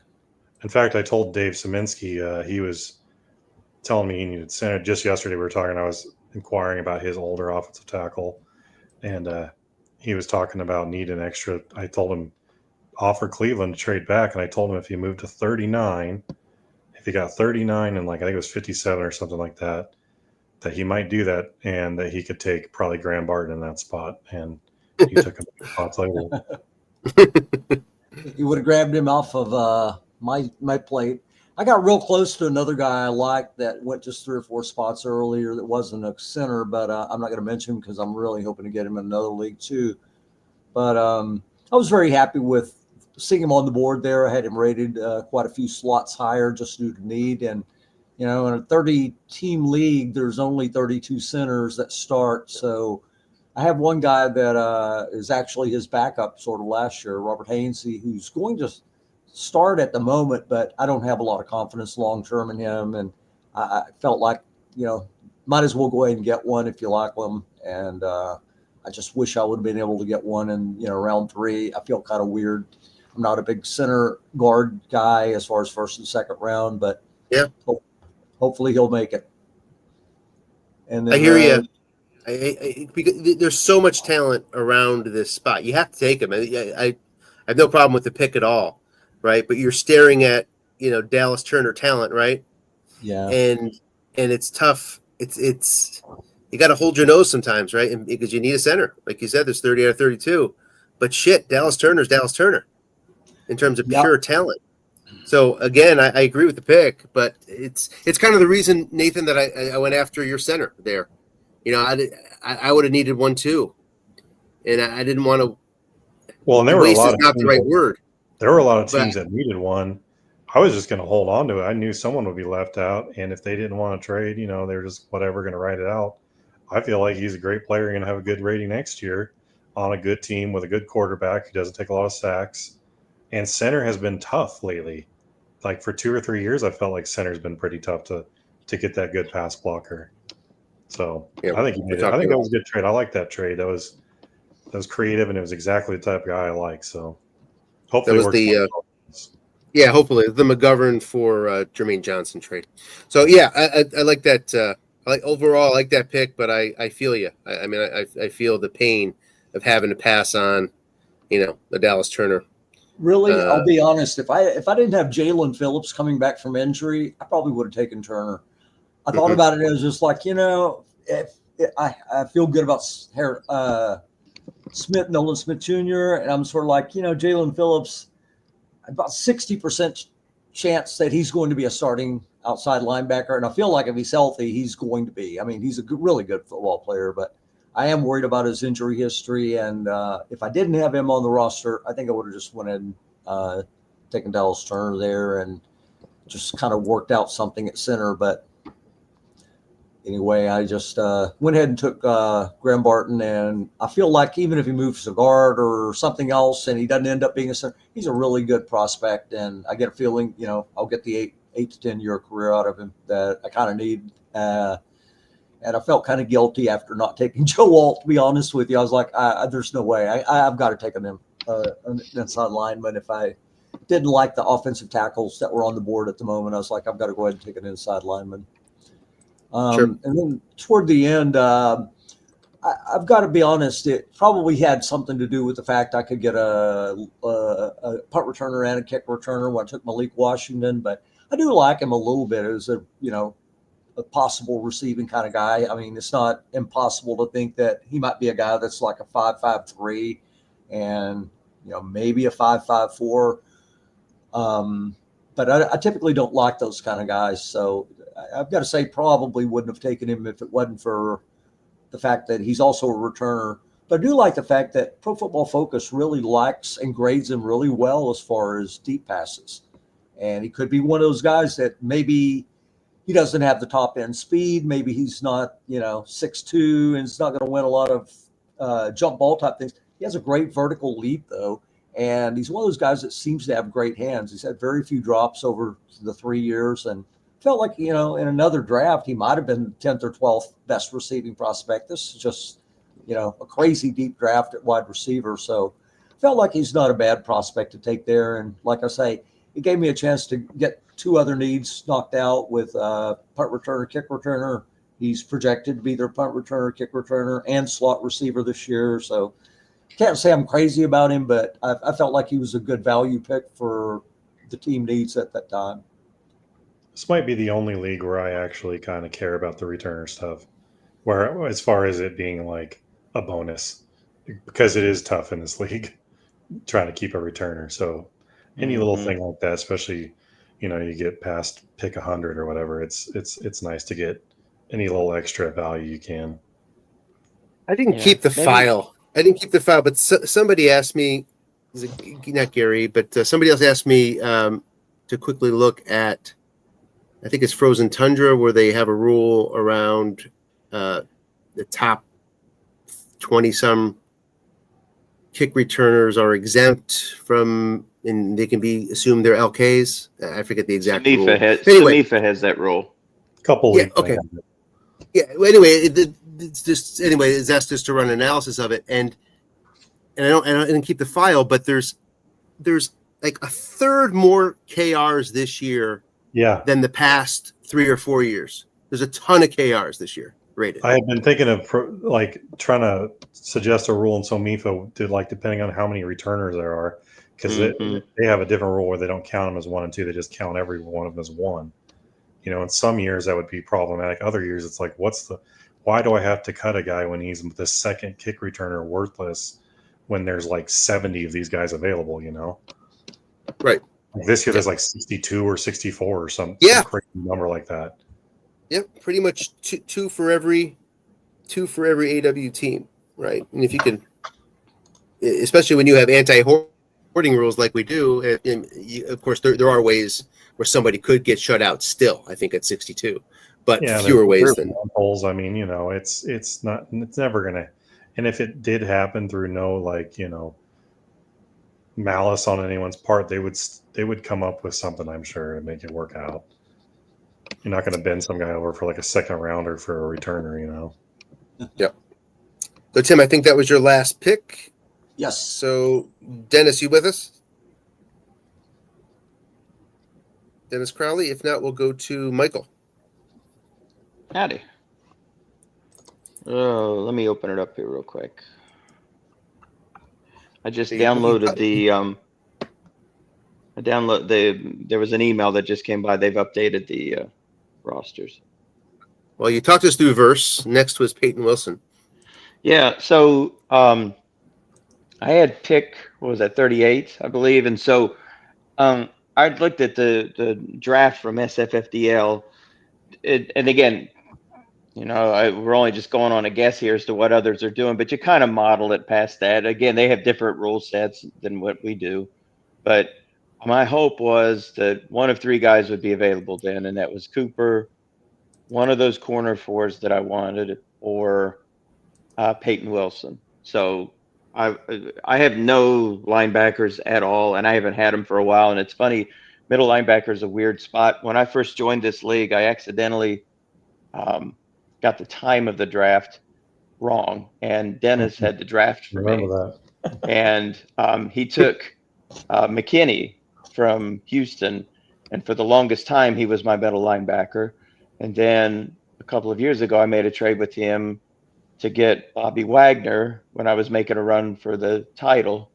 And the only linebacker I've had outside of those two is a guy named David Long, who's no longer in the league and trying to get back in after a neck injury. So I was kind of proud to finally get who I believe is going to be a pretty decent middle linebacker. I know he got a good draft score, and I watched a lot of tape on him too, and I was hoping I would either get him or Cooper. So I was tickled to get those two. But I'm like you. I wasn't like, my whole defense, Anthony, was like a mess, and so my goal was to do what I did last year and go in the direction of just fill out your defensive roster. But by the time I got to the 3rd round and I had 67 there, I was kind of pleased. I went off the board and decided, you know what, I'm going to go BPA again. And I really like that tight end from Carolina, Jatavion Sanders. I think he's really solid. I know for a fact he graded out really well in the draft. So, and PFF had him at 47, and I think he's going to be a bigger part of the Carolina offense. I believe Trimble's hurt. So I think he's basically going to be TE1, and that'll be the end of that. So I kind of like running a 2 tight end offense anyway, and I'm not saying that he's going to be ready now to do a lot of damage, but I'm kind of pleased with that pick. I was happy to get him. Michael, he was one of those guys I had kind of a man crush on after doing like scouting and such. It was like, I love the fact that right now he's showing his tight end too. Maybe he'll slip to me, and I was very excited about it. But I think you made a great pick on him. I really like him. Tim, I watched this highlight video of him. I don't know if you saw it or not, but you know, these kids put together these great videos of like highlight packages for their favorite players. And he caught this pass out in the flat and took off running. It's like, that's a tight end. He is running like a deer.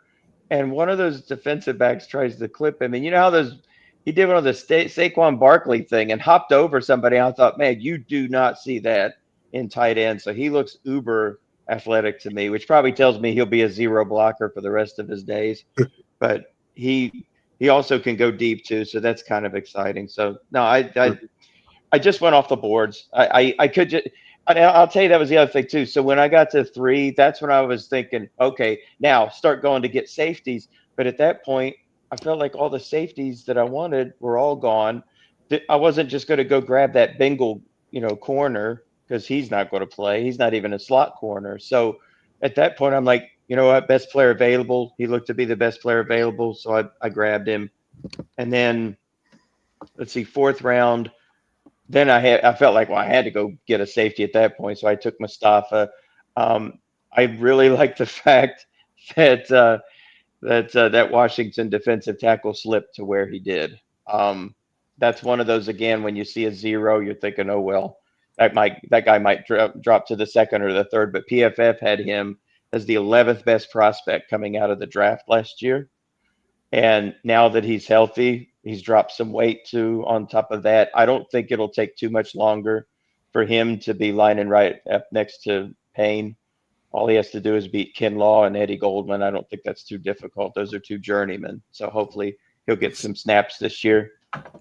So that was him. That was Mustafa. And then the 5th round, I just thought it'd be fun to get a lone punt returner instead of having to go grab a punt returner on the 2nd day. I could just save my picks on the 2nd day part of the draft. I really didn't feel like hauling George Blanda around anymore. Gano's 38 years old, and I thought it'd be a good idea just to replace him. So that's why I dropped Gano and picked up Cardi. I know he's got a good leg, he's got a good card, and hopefully he'll be in LA for a while. So that was it. Dennis Crowley, you back with us? You can kick me out of the studio if you need to grab somebody else too. No, he's in there. He's just muted. He's just shy. Okay. I guess so, right? My squad, I guess. So yeah, what about yours? Anthony? You heard you say anything. So you heard about the 1 pick, which was Joe Alt. 2nd round, I had 3 picks, 2 of them very late. I was really conflicted on the 2nd pick. I knew I needed a boundary corner coming in, and I was really hoping to grab that. Tim was part of that destruction of that idea, and others. At the same time, I'm really not playing for this year, and it's tough sometimes when you're in that mindset. It's very easy to forget that there's a draft next year too, right? And you kind of have this urge to fill the holes as fast as you can that you see in front of you right now. But next year's not that far away. If this year doesn't really matter, then just pick the best available. I mean, that should be the thought process. And that being said, I still convinced myself to go with a cornerback in the 2nd round with the 1st pick that I had, which was 14, and that was Max Melton. So Melton had a tough rookie year by all accounts. He walked into the starting job because Murphy Bunting got hurt, and now he's starting on the boundary. So the press clippings have been fine, good. Nothing spectacular, but nothing bad at all about how he's done out there. People are generally satisfied with his work. And what really pushed me over was that he had strong draft pedigree and really good reports coming out of the draft. I think he went 42nd overall. And here I was taking him at 44. So with that pedigree, needing the boundary corner, he's going to get the rating next year. Murphy Bunting is a very expensive contract. It'll be his last year next year. I also have Garrett Williams back there. So that provides a little bit of sort of cross flex depth.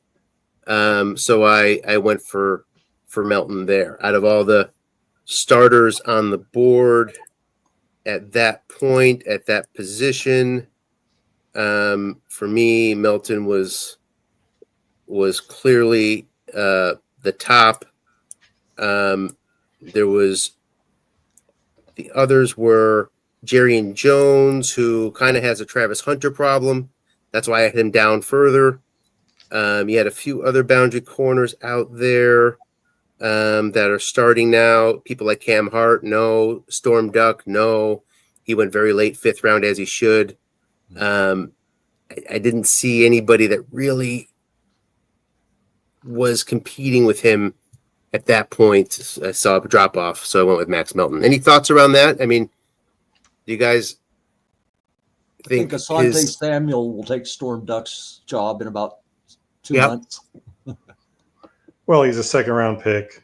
Melton, I think Arizona's going to be good. Last year, we were doing the SoMIFA preseason show, and I thought Arizona was going to be a surprising team along with Washington, and they weren't bad. They weren't. I thought they'd be a little better, but I think their coach is a good coach. I think they've got a good foundation. I think the NFC West can be kind of a pain in the ass. So I like having. I would like having a guy on that team. I like the coach. I think the defense could be pretty good. So, I mean, I can't argue with the pick. For all those reasons, I guess. A second round starting on the boundary on a team, I think will probably be pretty good. It's the draft pedigree that kind of pushed me over the edge too. He's not just he's not Storm Duck, right? He's not just being thrown in there. But out of all my picks, this was the pick that I felt the most shaky about. That's how I felt when I drafted Darius Slay, like right almost in the same spot. And I even wrote about it when I did my write up, like how many years ago that was. And he ended up being like by far my best pick in that whole draft. Next was 28th of the 2nd round. And I really love what I'm hearing about Mims. Mims, it's a Bengals tackle. It's like a Lions cornerback, same category, right? Well, I just traded for Orlando Brown Jr. I want a guy playing with Burrow. Right. But for some reason, they haven't worked out lately, right? What's his name? Who went to Arizona? Didn't work out.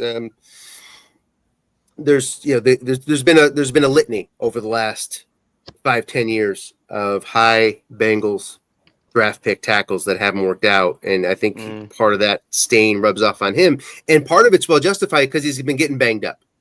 Well, I think that's one thing, though. I think he looked really good when he was in there, and I think he actually is he the one that played with like a broken leg at the end of the year? A couple games, sounds right? Yeah, I mean, I liked him. I liked that pick quite a bit in this round. I think that was probably my favorite pick of yours in this round. Yeah, I quite a bit too. Andre Smith was one of those Bengal tackles that wasn't working out right away, but that was back during the Andy Dalton days, actually. Right. But Mims was a guy that was on my short list at 40, so I thought he was a great value at 58. At the end of the day, I agree with both of you. I mean, everything you're reading about him is just super uber positive, like could be superstar sort of stuff. So, I was really look. If I knew I was getting, put it this way, if I knew I was getting Mims at 58, I don't know that I would have taken Alt even, right? Now I'm loaded up with 4 tackles, but it kind of goes back to the bias that you have of worrying about your depth now in a rebuild year. I shouldn't worry about that. I should be really happy with Alton Mims. That bottom line, and I am. At the end of the day, I am. Next at 30 is Leggett, and again, I think Carolina receivers have a bit of a stigma, right? For good reason. And Leggett falls in there, but what won me over with Leggett, and it sounds like a couple of you guys had the same sort of thought process for some of your guys, is looking at all the receivers on tape for the first year. I really liked what I saw from Leggett and how he looked catching the ball. His draft comps were I think appropriate. I forget the names that were used exactly, but he's tall and lanky. He looks and feels like a Nico Collins to me, kind of. And when you saw his tape for the last year, that's what it felt like to me. He moved up my draft board. It surprised me, because if you look at his headlines, you see a lot of trade talk in the offseason. And I think that probably would scare a bunch of people away from him for good reason. But the tape won me back. But what made the pick feel really good is that Coleman went ahead. I really wouldn't have wanted to pick Leggett over Coleman, Nathan. I was going to ask that. Yeah, that would have been really difficult because I like yards too. And despite having who I have as my current, number 2 receiver, who is the Boise State guy from the Bills, slot guy, Shakir. I like Bateman. I mean, I like those yardage guys. And Coleman would have been a really good fit there. It would have been difficult to choose Leggett over him, but since Coleman went ahead, Leggett was next, and I'm pretty sure I had a pretty big drop off to, the guy who went here at 75. Yeah, that's kind of how I was. I had Coleman as my last guy that I didn't look at Leggett that closely. I took what's his name from there the year before that got traded. Theo, was it Theo? That got traded to the Cowboys. Yeah, he was also a first-round pick, right? He was either first or second, but either way. You mean Mingo, Jonathan Mingo? Yeah, Mingo. Yeah. So, he was my next guy for sure, but I was kind of locked in on Coleman or defense at that pick. So I was curious how you felt between the two of them. But I do like, it's the same thing as with Arizona. I do like the way Carolina's looking right now. That was another thing I told Dave because he thought Penix might fall to him at 20 yesterday. I said, no way. He's going number 8, like flat out. I'd be shocked if he didn't. And if he didn't, he's not making it to 20 anyway. And I said, maybe think about trading for Bryce Young. I don't know what kind of negotiate. I said offer Fred Warner, and see maybe he'd do that with some kind of a later pick, but I have no idea. Gary thinks he's worth or not. Sorry, we lost you there for a second, Nathan. Bryce Young, I kind of like how he's looking. I like how Carolina's looking. I wouldn't mind having some young players on Carolina. Yeah, it was impossible to wrench Bryce Young out of Gary's hands. It seems he just wants that depth. It seems, or a really really high value guy. But overall, I agree with you. I don't mind the offense. Look, it's kind of a make or break year for Bryce Young. It's obviously he's going to go one way or the other. We all still have this perception of upside for Bryce Young right now, right? That is going to be settled 5 months from now. We're either going to believe in the upside or we're not. It's kind of going to be a maker, at least in a Carolina uniform. Okay, we all know quarterbacks have 9 lives, and Chris Chandler or Rich Gannon, or we can name Testaverde. We can name 1,000 of them, right? Who have the first 2 or 3 chapters of their career have no resemblance to the 4th and 5th chapters of the career. But as far as Bryce Young in Carolina, it's going to sort of be a make or break year for him, and hopefully, Leggett is sort of an investment in the upside, and hopefully it pans out because I like what I saw on tape, and that's all the headlines got trumped by what I saw there. So that's that pick. In the third was Rattler. Did not come into the draft targeting Rattler at all. I looked at his tape closely, though. I looked at Penix's tape. Those are the 2 guys' tape that I really studied the most out of all the quarterbacks. So the 2 that I thought I had a shot at, but I really wasn't targeting him. Penix was who I wanted. Obviously, you'd want Penix over Rattler. But when he dropped to 315, at that point, it was a value play. It's almost a question on do you believe in the Louisville quarterback or not, right? To a certain extent. You can make the case here that it's going to be Rattler for one reason or another. He's not going to start 17 games. Know that for sure, I would say. I think anybody would be willing to bet that it's going to be under 17 for one reason or another. And then is the Louisville quarterback going to wrench that job away or not? I'm not in love with him as of right now. So can Rattler play enough to secure the 26 role and do well? Call it a coin flip. I'll take a coin flip at pick 75. Yeah. To have another starting quarterback. I would not take the coin flip in the second round, but I'll take the coin flip here. Maybe some would, some wouldn't, but that's where I felt the coin flip was right. So one thing I hate is taking a quarterback, especially like a second, third year guy, when you have a completely new regime in there. That would be the downside. But the upside is they gave him the job, even though they drafted a guy. So I feel like that is a pretty positive upside too. That he, even though lots of times they say, oh, there's a competition, and it's like with Anthony Richardson, it was like a 2-day competition. He's like, really? That's, and he was awarded the job. Sometimes they're just full of it. They're just going to put their guy in there, and that's all they care about. So if this guy could beat out their guy, he's probably at a starting disadvantage as far as in their eyes, they want the guy they drafted to be the better player. So that's a positive. Like I said, the negative is they didn't take him, and they have no, qualms about kicking him to the curb if they want to play their guy. Right. Yep. But, 315, like you said, it's worth the risk. And in the grander scheme too, with my quarterback room, you've got Geno, Rattler now, and Richardson. So those three kind of work together pretty well, under the assumption that Geno hangs around for at least one more year after this. I'd like to think by that time, either Rattler or Richardson in a different home may have turned the page. Again, more coin flips. I'm not saying that's going to happen, but these guys have runway is the point. Geno gives them some runway to work themselves out, Rattler or Richardson, and one of them could work out. And are either going to be a top 5 quarterback, right? Are they going to be a Justin Herbert? Are they going to be a Nathan level quarterback? No, probably not. But you don't need that in a 30-team league. You need somebody to hold the position down. And then, actually my defense and my defensive drafting over the last couple of years has worked out pretty well. Out of luck or other reasons, and it could work out.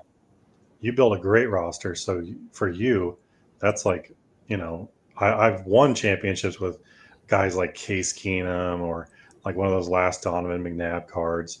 But, when you build the kind of depth that you do and you're always taking best players and everything, you can definitely win with, middle of the road type of cards for sure. Yep. Especially in a big league like this.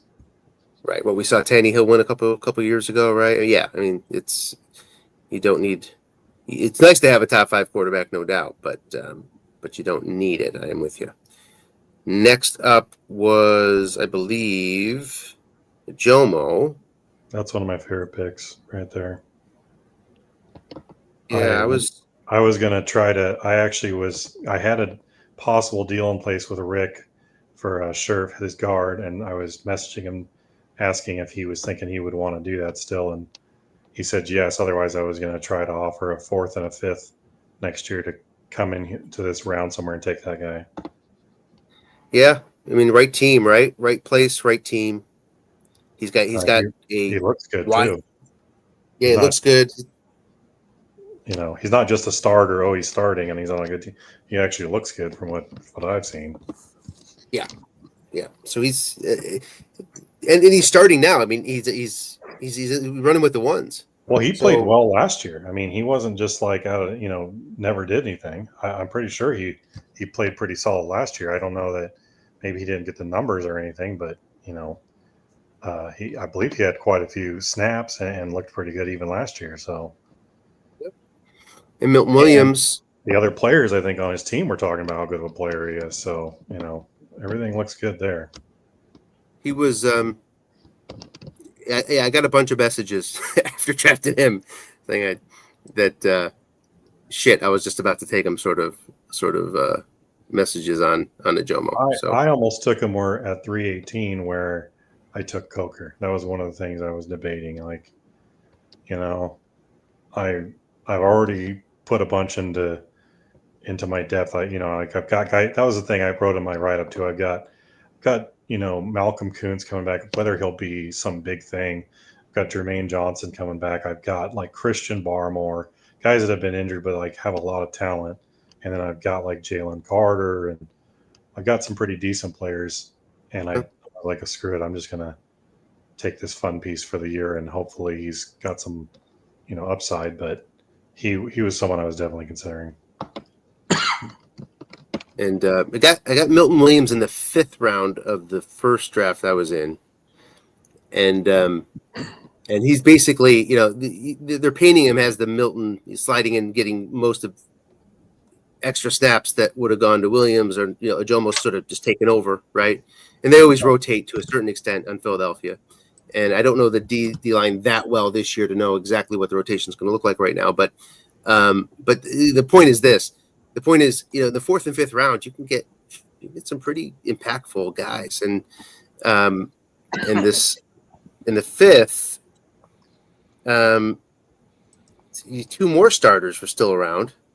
So the Miami inside linebacker, who's getting all sorts of, I was surprised he was still around. He's starting inside linebacker, great press clippings, bad defense, however. So, I don't know if we're going to see a rating next year that's worthwhile, assuming he stays healthy. But hearing nothing but good things, and he's starting, again, not the best defense to invest in, but at 5.15, take it. Happy to. And then same is true for Jalen Redmond. Harrison Phillips gone. Redmond's been impressing. The starting job is his. Last pick of the day for all of us. Getting the starting defensive tackle. Doesn't have draft pedigree. On a good defense. But, yep, on a good defense. And the opportunity is there. For a lot of these guys like Jalen Richmond or like Dennis here, they just sort of either get zeros next year or, lose their spot or whatever. It's possible for any of them. But when you draft them, if you're seeing good press and they've got the pathway, meaning they're running with an undisputed spot in the starting lineup, you really can't go wrong in the 5th round. So I felt good about those. So in review, the shakiest pick, 2nd round pick. Hope he works out, Melton. Everybody else feel pretty good about. Well, I looked up Moro Ojomo just now on PFF. Last year he had 388 snaps and he had 31 pressures. I feel like that's a pretty good, number for a rotational guy at the time, and now he's starting. Yeah, one of the things I think everybody realizes about like Storm Duck is who's he beating out to be a starting cornerback. Yep. And one of the things you got to like about Redmond is he's winning on a team that has some good guys at defensive end / outside linebacker. So you got to like that about him. Yep, and he brings this extra value too. That Javon Hargrave is apparently also, his line mate there. I have Hargrave, and he's on his last leg. So it was kind of a 2-for-1 there. In that, very happy to invest two roster spots on the Minnesota defensive line, right? When probably one of them is going to be good. Fine, whatever. I throw away the second one. You give me one good one between those two, and I'll be really happy.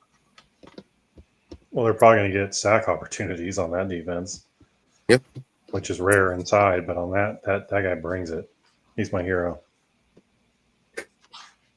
And Dennis Crowley. Come in, Dennis. We'll give him a message, Dennis. Let me see here. While we look for Dennis, guys, other grand thoughts on who's going to win the championship? Or any grand thoughts on anything else you can think of? In our league? Yeah. That I'm glad I'm on this side of the league, away from, the Oilers are on our side. That's a pretty stacked roster, but Detroit, Seattle, and Cleveland look pretty nasty to me. Yeah. 1 sec. You said St. Louis has made a lot of moves this year too. The Cardinals, actually, with that big trade picking up Harris and an offensive tackle and Shelby Harris. They've got a pretty solid roster, actually. I'm back. If you guys, while you're looking, I can just talk quickly about my draft.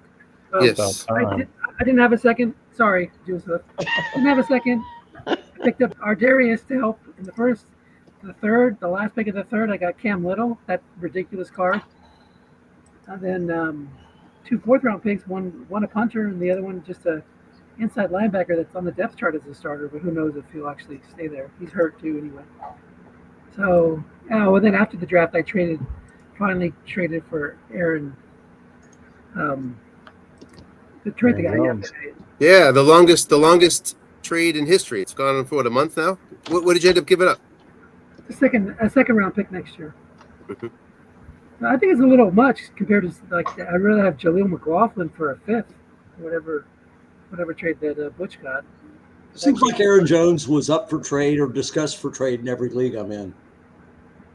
It's probably a good time to get off the Aaron Jones trade. I mean, it's a nice card. It's a nice, yeah. It's okay. I mean, guest right's a little thin. Yeah, that's. But you got all of our these days. It's one of those guys, though. If you have him, you feel guilty almost if you keep him one more year. You're like, okay, I've gotten all of this mileage out of him, and I can still get like a second rounder for him. So it's real tempting to trade a guy like that. And hey, you can go deep, Dennis. That's nice. Yeah, I like that. Again, another 25 yards. Yeah, I wish it was a little bit longer, but. Well, that kicker, I'd say you were pretty lucky that he lasted to the end of the 3rd round. Yeah, I was kind of shocked. I mean, there was another. I think it's Browns. There was another kicker in there too that I would have considered. Yeah, but that's like the best in the set. And I was curious because, I mean, I wasn't drafting one, but I was just curious because I know that some of these kickers have gone ridiculously early. And I was looking through past drafts. I think I looked back to like with the Justin Tucker. It was like Justin Tucker, was Zerline in that one maybe? And then the guy from Minnesota was really good that year too. And they were all going like in the 3rd round. So I'd say that was pretty impressive. Yeah, I got lucky on that one. It's a dominant card. Can't miss an extra point. That's nice. Touchbacks everywhere, of course. But yeah, I mean, Dennis, if you're down 3 points late in the game, you don't have to work too hard. Yeah, it cuts the field in half, and in this league, when offenses stall because of no dump off, it's kind of a nice tool to have in your bag. That could literally be the greatest kicking card I've ever seen. It's crazy. I mean, it's been like that for a couple of years where they've been really good ones, but it's pretty phenomenal. Yep. And then he kicked a 70-yarder in preseason. Did you hear about that? I saw that. Yeah, it was great. Yeah, but the air's a lot thinner in the preseason. Well, thanks for that quick run through, Dennis. Yeah, I mean, Cleveland's been really gearing up, haven't they? I mean, well, Burrow's nasty, so like right off the bat, you know. Mm-hmm. And then once you pointed out he's got Montgomery, because I was like, well, you know, I thought he might have taken Irving, but I mean, with Montgomery, that's pretty solid. It's a great team. Montgomery's got a pretty nice right column for a modern linebucker. Yeah. I mean, not just +1s and 2s. He's got that +6 down here, +4. Looks like he's 19 combos to get 2 yards or more guessed right. Is that what I see there? Yeah, I mean, that's you could make a case that, you know, you can go 2-point conversion anytime you want. Yeah, if someone just says I'm going to call a run, you're still going to win more than half the time. Yep.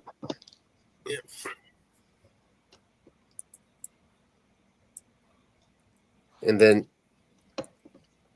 Chase Brown, I mean, as a complimentary, he's fine, you know? Oh, yeah. Yeah.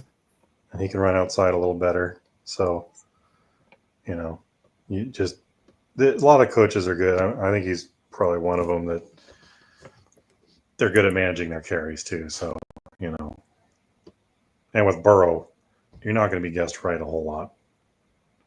Anyway, right. So Yeah. Yeah. I love that 7 long gain wrong. You actually don't see that very often these days, do you? No, I had that on first quarterback I ever played with was Cordell Stewart. I think he might have been right and wrong on 7. Oh, those are the good old days. Yeah. Yeah, back then you could find them. Somebody just joined. Butch, if you're there, you're not connected. Would love to get you in, Butch, if you can hear me.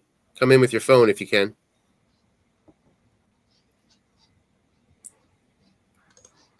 Yeah, but Burrow, I mean, what knocks Burrow down? I forget. We could take a quick look here to see what knocks He him might down. have turnovers. He might have like a slightly higher interception number on his card or something like that. 7th flat pass, 3rd short pass, 4th long pass, and that counts interceptions in. Fumbling, he's losing. He's 49th in fumbling overall.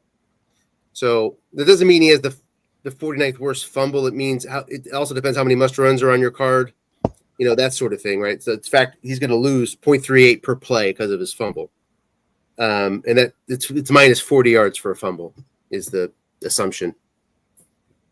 So if you carry that over, I don't know, you compare that to Herbert's losing 0.25. He has a ton of must runs too, but you can see the 13 basis point difference there. Where's Lamar?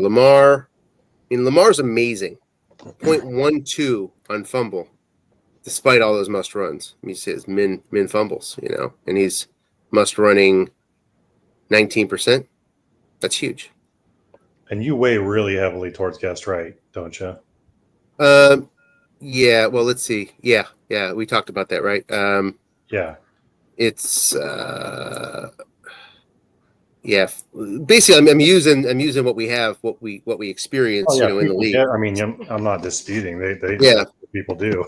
So 77 flat is guessed right, 83 short, 85 long, and the distribution as well is all the same, which is the biggest problem, I would say, with the model, is that you're not going to see. What I mean by that is not everybody's going to go in terms of their flat, short, and long breakout. Not everyone's going to go that 56, 34, 10.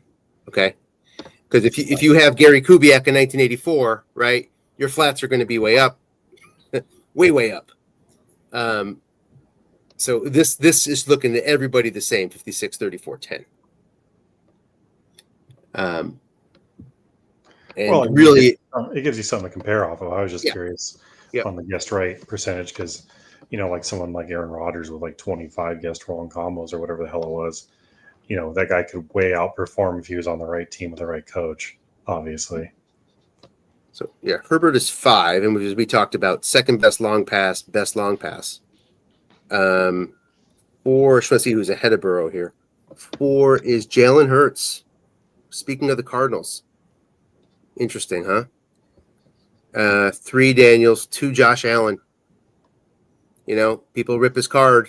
Oh, I think we saw an email, right, from Josh Rick. Allen looks a little better this year than he has in a while. I was actually, because he's a guest right guy. I mean, he's kind of, I don't think Herbert's card looks amazing. It's just the guest right looks amazing. And since that's what everyone's always calling, then, it ends up being a big deal.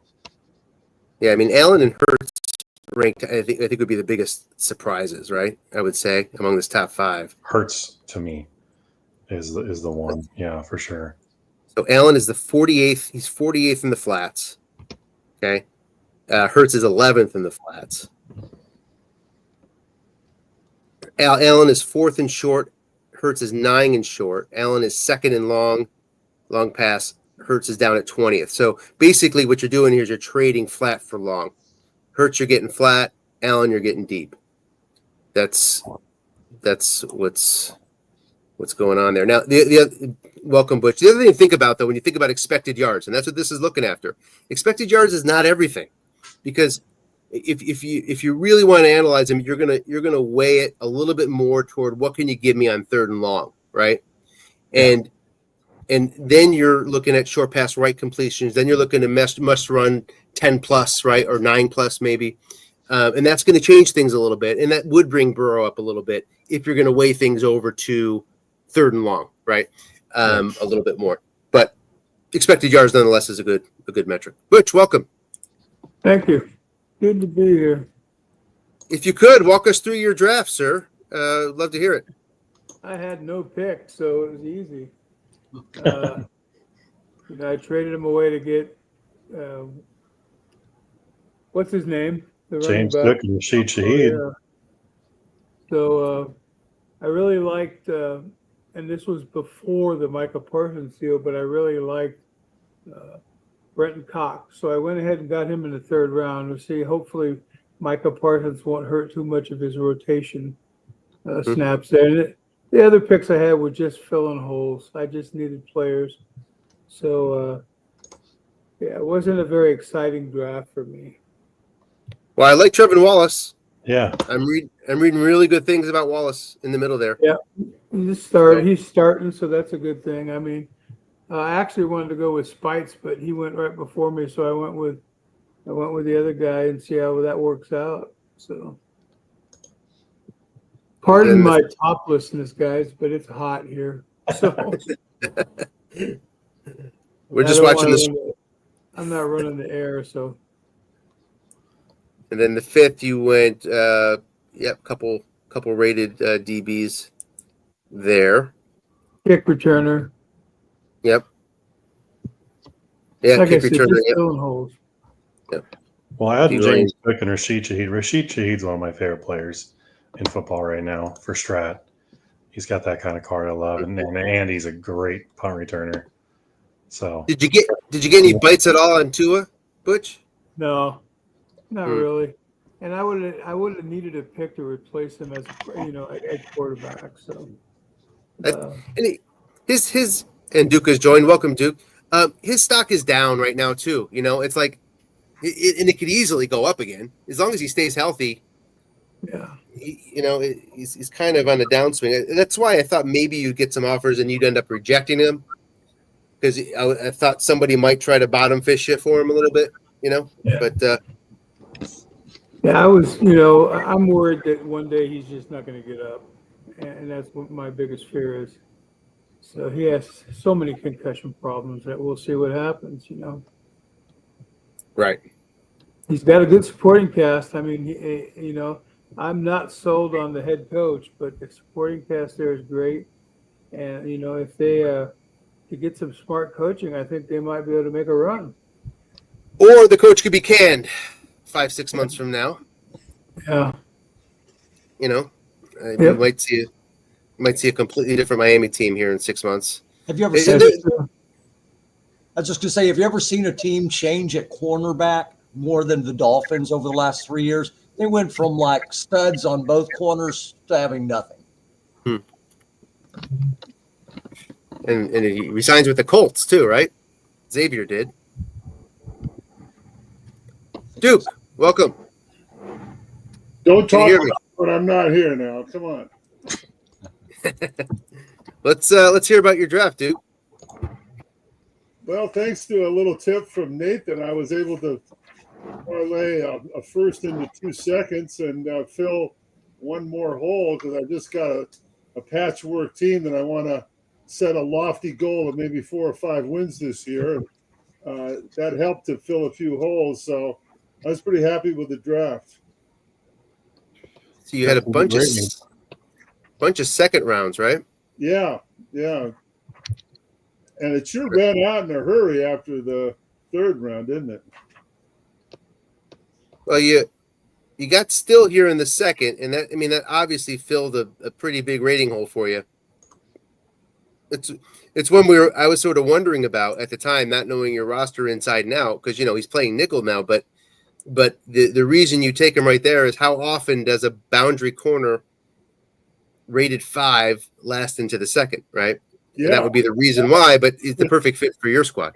I was shocked that he was there. I thought, well, I didn't mean to fill it with a 5, but a 5 is pretty sweet. So it was that second round was really rich. And the difference between the low first and the middle of the second was pretty marginal, depending on what you needed. And then Cooper BB. You got BB there in the second as well. And yeah, I think he was the third of everybody's top three. He's pretty good though. Yeah, well, look, it's when you have those three guys, Frazier, Barton, and BB, who everyone sort of. I don't know why everyone's so down on Bortolini. By the way, I'm not. Again, I've listened to every Colts podcast, and they kind of like him, and I thought he was a great value. Whoever he went to, I thought got really good value there. But I think everybody had the top three as Frazier, Barton, and BB, and it's always good when you're in those sorts of groups when you get the last one of that group. Typically, it's the best value. You're right. After that, it was a cliff, So I was really sweet to see BB there. Anybody have any thoughts on Bortolini while we're here? You don't have to. I didn't mind him. I had him. I wouldn't have been. I mean, I didn't need a center. Obviously, I was trying to get rid of one all year. But I mean, I had him. I thought when he went, he was like near the top of what I had left of quality players left. So he lasted longer than I thought too. He was on my list a few times, and didn't go for him. And then the last time he went finally. Where did he go? What pick was? Good question. Too late is when he went. Let me just see here.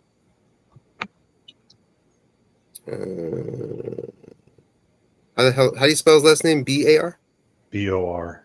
B-O-R. I think. He went 123, so the third pick of the fifth round. And yes, I did like him. And I didn't like him, of course, as well as the big four, if you consider Powers Johnson in there, but there was no way I was going to pass on him had he made it to the fourth round. And I hadn't taken the center. Yeah. I mean, I guess he didn't go because of the rating, right? I had him at a Forsyth, so I did too. He went right behind him, but Forsyth was rated a 4.3. Yeah, as a guy who did not care about ratings this year, I had him number 2. Wow. Oh, there you go. But obviously the guys around him had ratings. Everybody else had 9. No, let's see. Barton had 8. I mainly really liked Frazier and Barton, and then I assumed BB would go pretty high. Just like BB went ahead of Barton in SFFTL, I believe. So I had him on the board higher, but I wasn't taking any of these guys.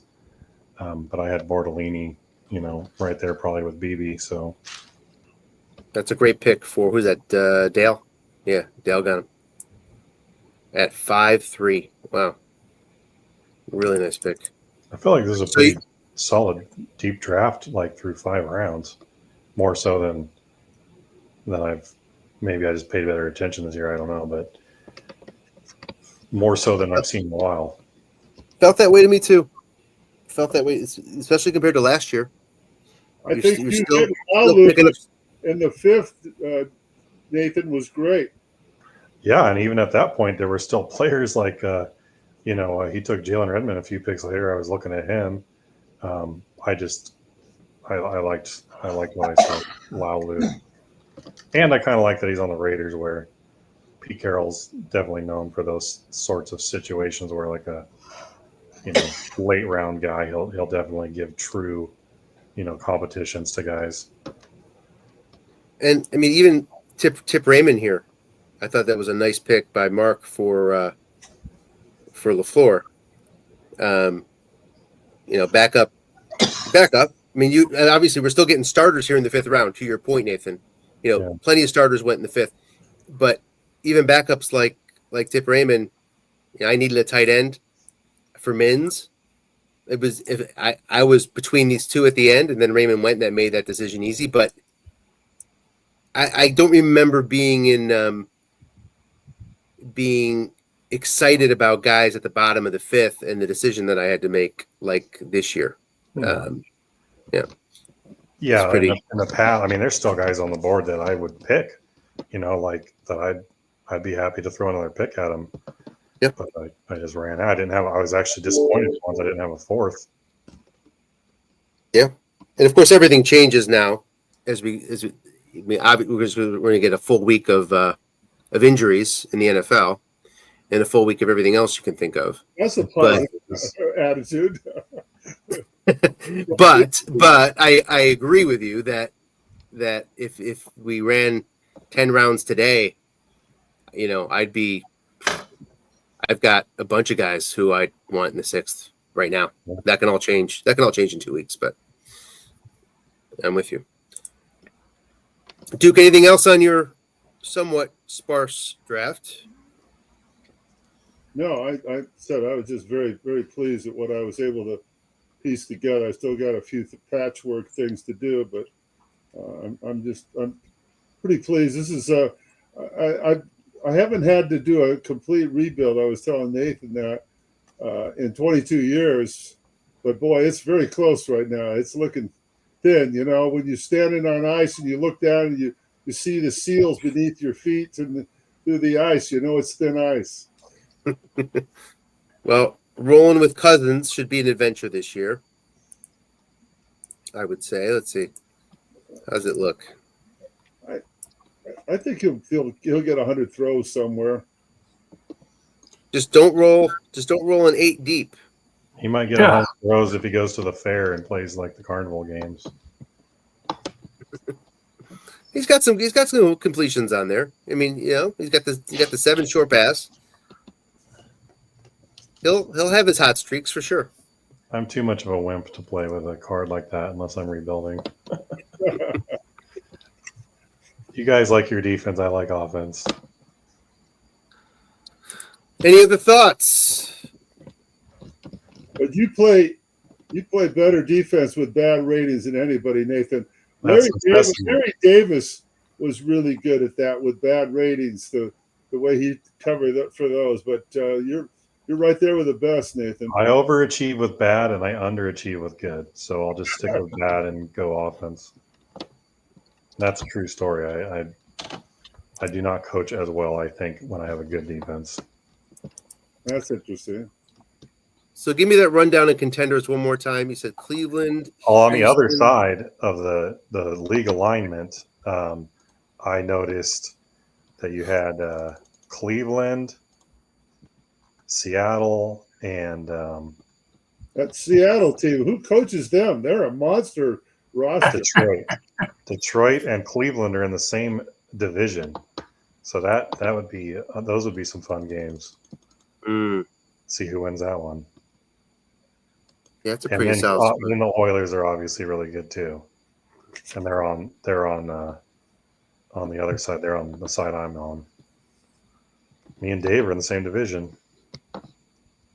That's why I was trying to get you to trade me your players, Dave. Oh, I didn't know that. No, I just figured you might want to trade me your old guys. No, yeah, those Oilers. Like I said, I got to keep at least a few of them around just so I don't, draw a blank this year. Well, your defense is better than mine by a long shot. So, well, that 5 corner just really changed things around with it. Any other thoughts? All right, we can wrap it here. And see anybody is Mike is not. Mike would always have additional thought. Michael Reeves is not here anymore. He's gone. So, Tim, any more thoughts, sir? Oh, I think I was up backstage at the time you guys were talking about the Tracy pick. I only just wanted to say, is there a position that we throw out scouting reports more on after the rookie year in the NFL than halfback? I mean, it's really hard to project running back, and what they do in the pros means a lot. And Tracy's got a job. I mean, it's not really a terrible pick, I don't think. Well, there was a pretty thin crop of running backs, though, this year. Yeah. I can't remember a year where there was only 4 or 5 decent ones. Yeah, very thin, very thin. Yeah, I thought he'd go for Marvin Harrison here, because he has such aging receivers. You got Keenan Allen and DeAndre Hopkins. Harrison seemed like the perfect fit to me, but what trumped it clearly is that Etienne and his ho-hum card, his ho-hum 150 carries. just not going to do it, and you weren't going to get another chance at that many carries, quality carries as Tracy. I guess that's what it came down to. Yeah, I mean that's probably the biggest impact player that he could. I mean, I would. It's the biggest impact position he could take. At that point in time, anyway. And I don't think he likes to go out and necessarily trade a lot for running backs. He did in spring fever for Connor, but Connor's really good. So I don't know. Paul loves his receivers, running backs, and quarterbacks. So running back or receiver wouldn't surprise me there. Well, Paul, if you do listen to this, I am curious how close you came to Marvin Harrison, if at all. There. Not that was the pick, because Tracy will help you more this year. I think that's undoubtedly true, and that's enough reason. I'm snobby about the types of running backs and the teams are on too, though. Like I didn't like Kenneth Walker. I like Kenneth Walker as a player, but I never liked him coming out in Strack. I never would have taken him. I wouldn't have cared if it was, probably even the middle of the second round. I don't think I would have even taken him just because I didn't have any faith he'd get any kind of good cards, and I don't think he has yet. And Tyrone, being on the Giants, I mean, I've seen what that did for Saquon. He did have one good year, but he had to just kill it to get that one good card. Is this due to their offensive line or their scheme? Offensive line? I think it's everything, I think it's Dable wants to look how much he wants to throw it a million times, I'm sure, and their line sucks. They suck, You want those like Baltimore, Buffalo, Philly, although Saquon, I wasn't too impressed with his card this year. You probably Detroit, Atlanta. You want those types of teams over the last couple of years that run a good amount of the time, that higher percentage and have a high enough average to make it worthwhile. Didn't the Giants also draft like a rookie this year that's probably going to get a lot of the share? No, tight on the butt. Yeah, I think they did. Who? The other thing was, Giants? Yeah, the Giants. Yes, the Arizona State guy. Scatterboo. Yeah, that's right. So, but with Seattle, just I can tell you, remember this Stratomatic game is all carded based on stock teams. So they're usually sticking, they're counting on a lot of those yards coming from the offensive line ratings, which, Seattle's gotten better than they should, I think, based on their play, and then the defensive cards. But Kenny, you're right. Kenneth Walker has never had a good card as a runner. He's had a couple of good receiving cards, but that's about it. Yeah, it's kind of like why we avoid slot corners. If there's even, it's almost like finding out in the medieval times, the word plague scares the hell out of everyone. Like, this guy's got it, and you don't want him anymore because he might be a slot corner. And so when I see one of these running backs on a team I don't like for running backs and they're not getting good cards, I'm staying away. Yeah. Well, Seattle's had plenty of good running back cards. Marshawn Lynch, Seattle? Chris Carson. Yeah, when how many years ago was that? Well, to Pete Carroll, this is a leftover of the Pete Carroll generation. Kenneth Walker was at the tail end of Pete Carroll's tenure. So I can't explain it exactly why Kenneth Walker's been a little I'm saying, how many years ago you think there was a good Seattle running card? Rashad Penny, was he? I think maybe he had a good one, like 6 or 7 years ago. Kenny McIntosh has a good card this year. How many carries? 100. 12? 31. Oh no, 31. Sorry. How about Charbonnet? That's a good card, and then Charbonnet's got a good card. But whatever. Well, I don't know. Last year, Charbonnet's card was good, and he had over 100 carries. Okay, yeah. well, I tell you what, I don't know what they did to the Seattle offense this year. I don't like Geno's card. I don't like any of these backs either. Yeah. When Sam World said something about Geno and that the backs weren't good, but Geno was good. No, none of them are good. I mean, Charbonnet is a hit or miss guy for sure. 3 yards in a cloud of dust on guessed wrong. the problem is they were like 28th in the league in their run percentage in Seattle. That usually leads to some crap cards. I mean, well, there you go. That explains it, because when Pete Carroll was in his heyday, they were like leading the league in run percentage. Yeah. with over 50%. So that's a very good statistic, something to keep an eye on. Well, you see that a lot of the time. It's like with the passing ones, you'll see either a great guard passing like Joe Burrow when it's a super high passing percentage, or you'll get like Cleveland or something where they're just, yeah, they throw 700 times, but they just really suck at it.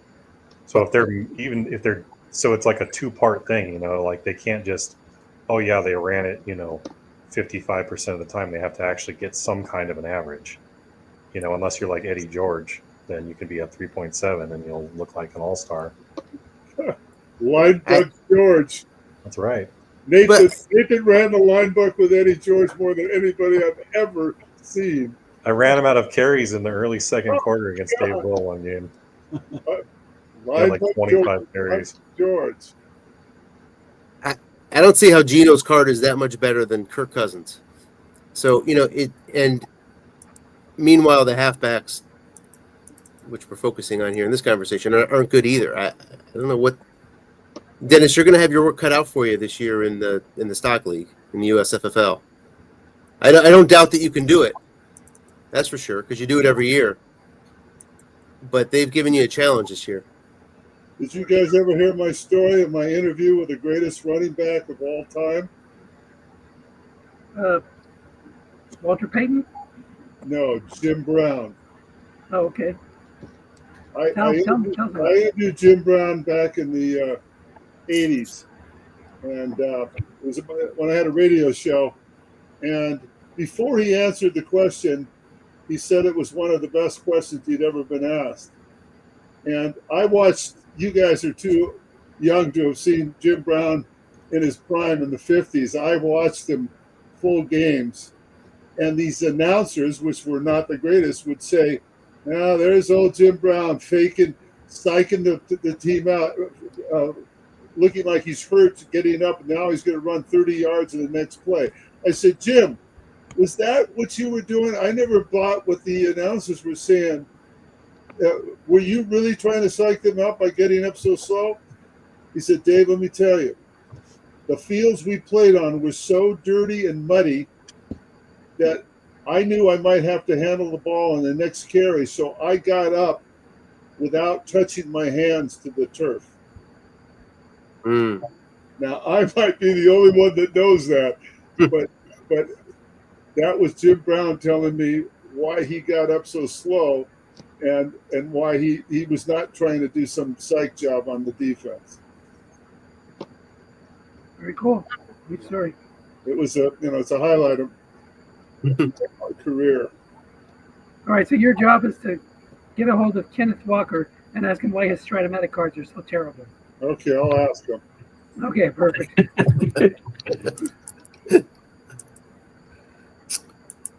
All right. I think we're at a wrap. Let's see. How long have we gone? 2 hours and 30 minutes. That might be the shortest autumn wind wrap-up in history, huh? Great job, everybody. Time would go, what, 4 hours by Butch, itself?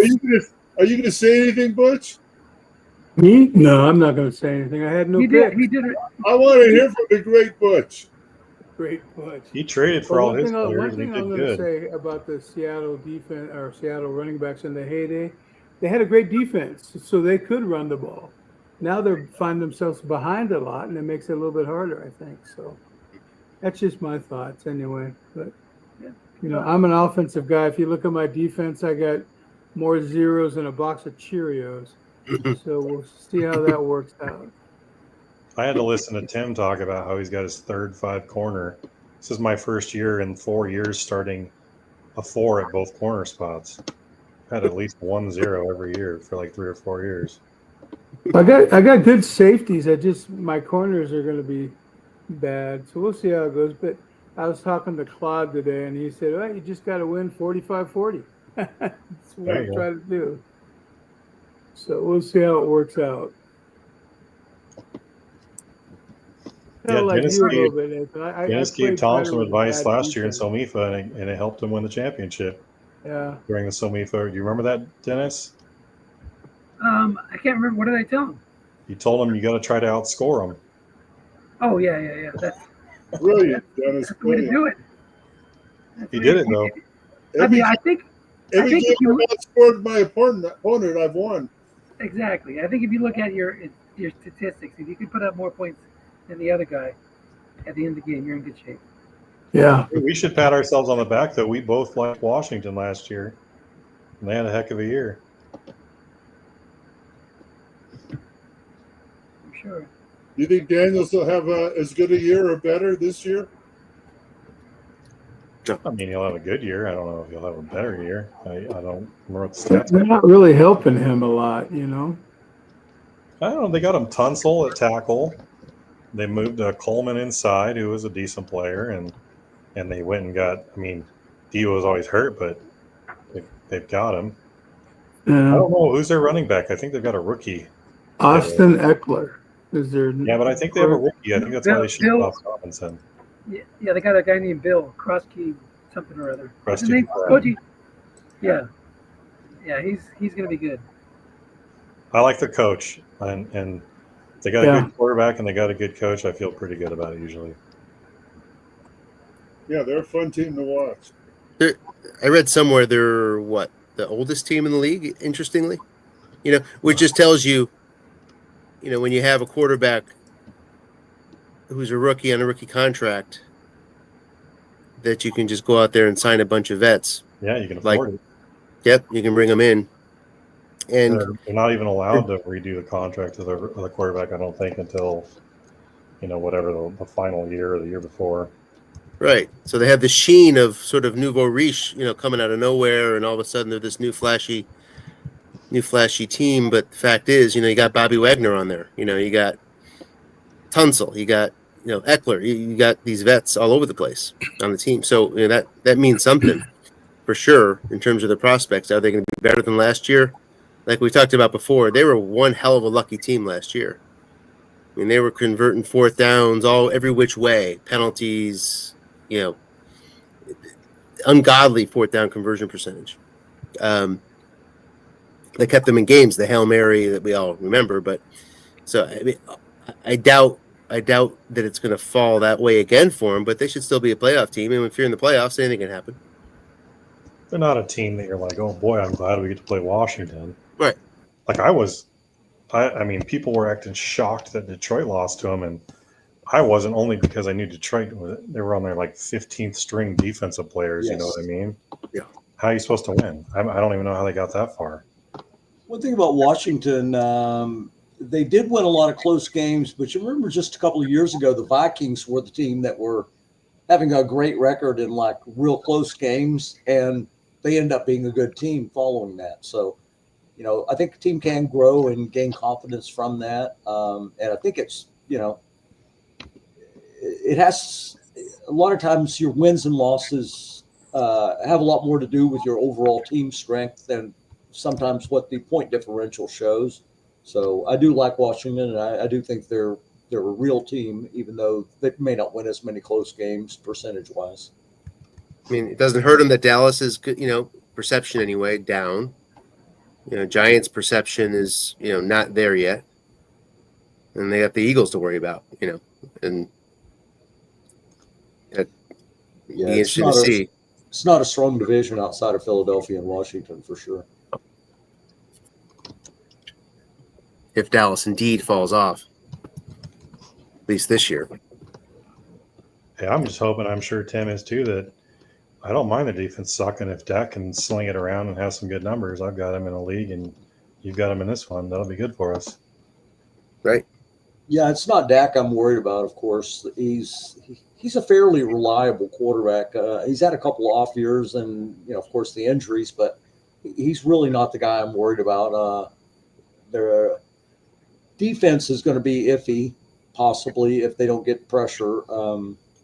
Bland and Diggs are guys that are no more for their interceptions than their shutdown skills. So.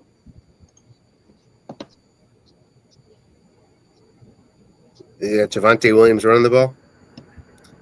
Interesting. I've got him in another league, and he's probably not somebody I put much faith in to have many more good years. He's going to be one of those guys that can be your second or third running back, but I liked him so much coming out of college, but that injury really changed his career. Yeah, it seems that way. I mean, he hasn't shown much since the knee, right? Nope. Yeah. And that's who their one is. I mean, I guess that's why you hear the rumors of them trading for a halfback. Speaking of knees, I need you guys to pray for me. This Tuesday, I have a total knee replacement coming. Ouch. Oh, That's going to be my 9th knee surgery. You think Oh it my. comes with your leg, Butch? This is going to be brutal. That's crazy. No ACL, no MCL, nothing in the knee but bone on bone. But the doc says I'll be able to dunk again, so About time. Yeah, it's about time. It's been 50 years. Yeah.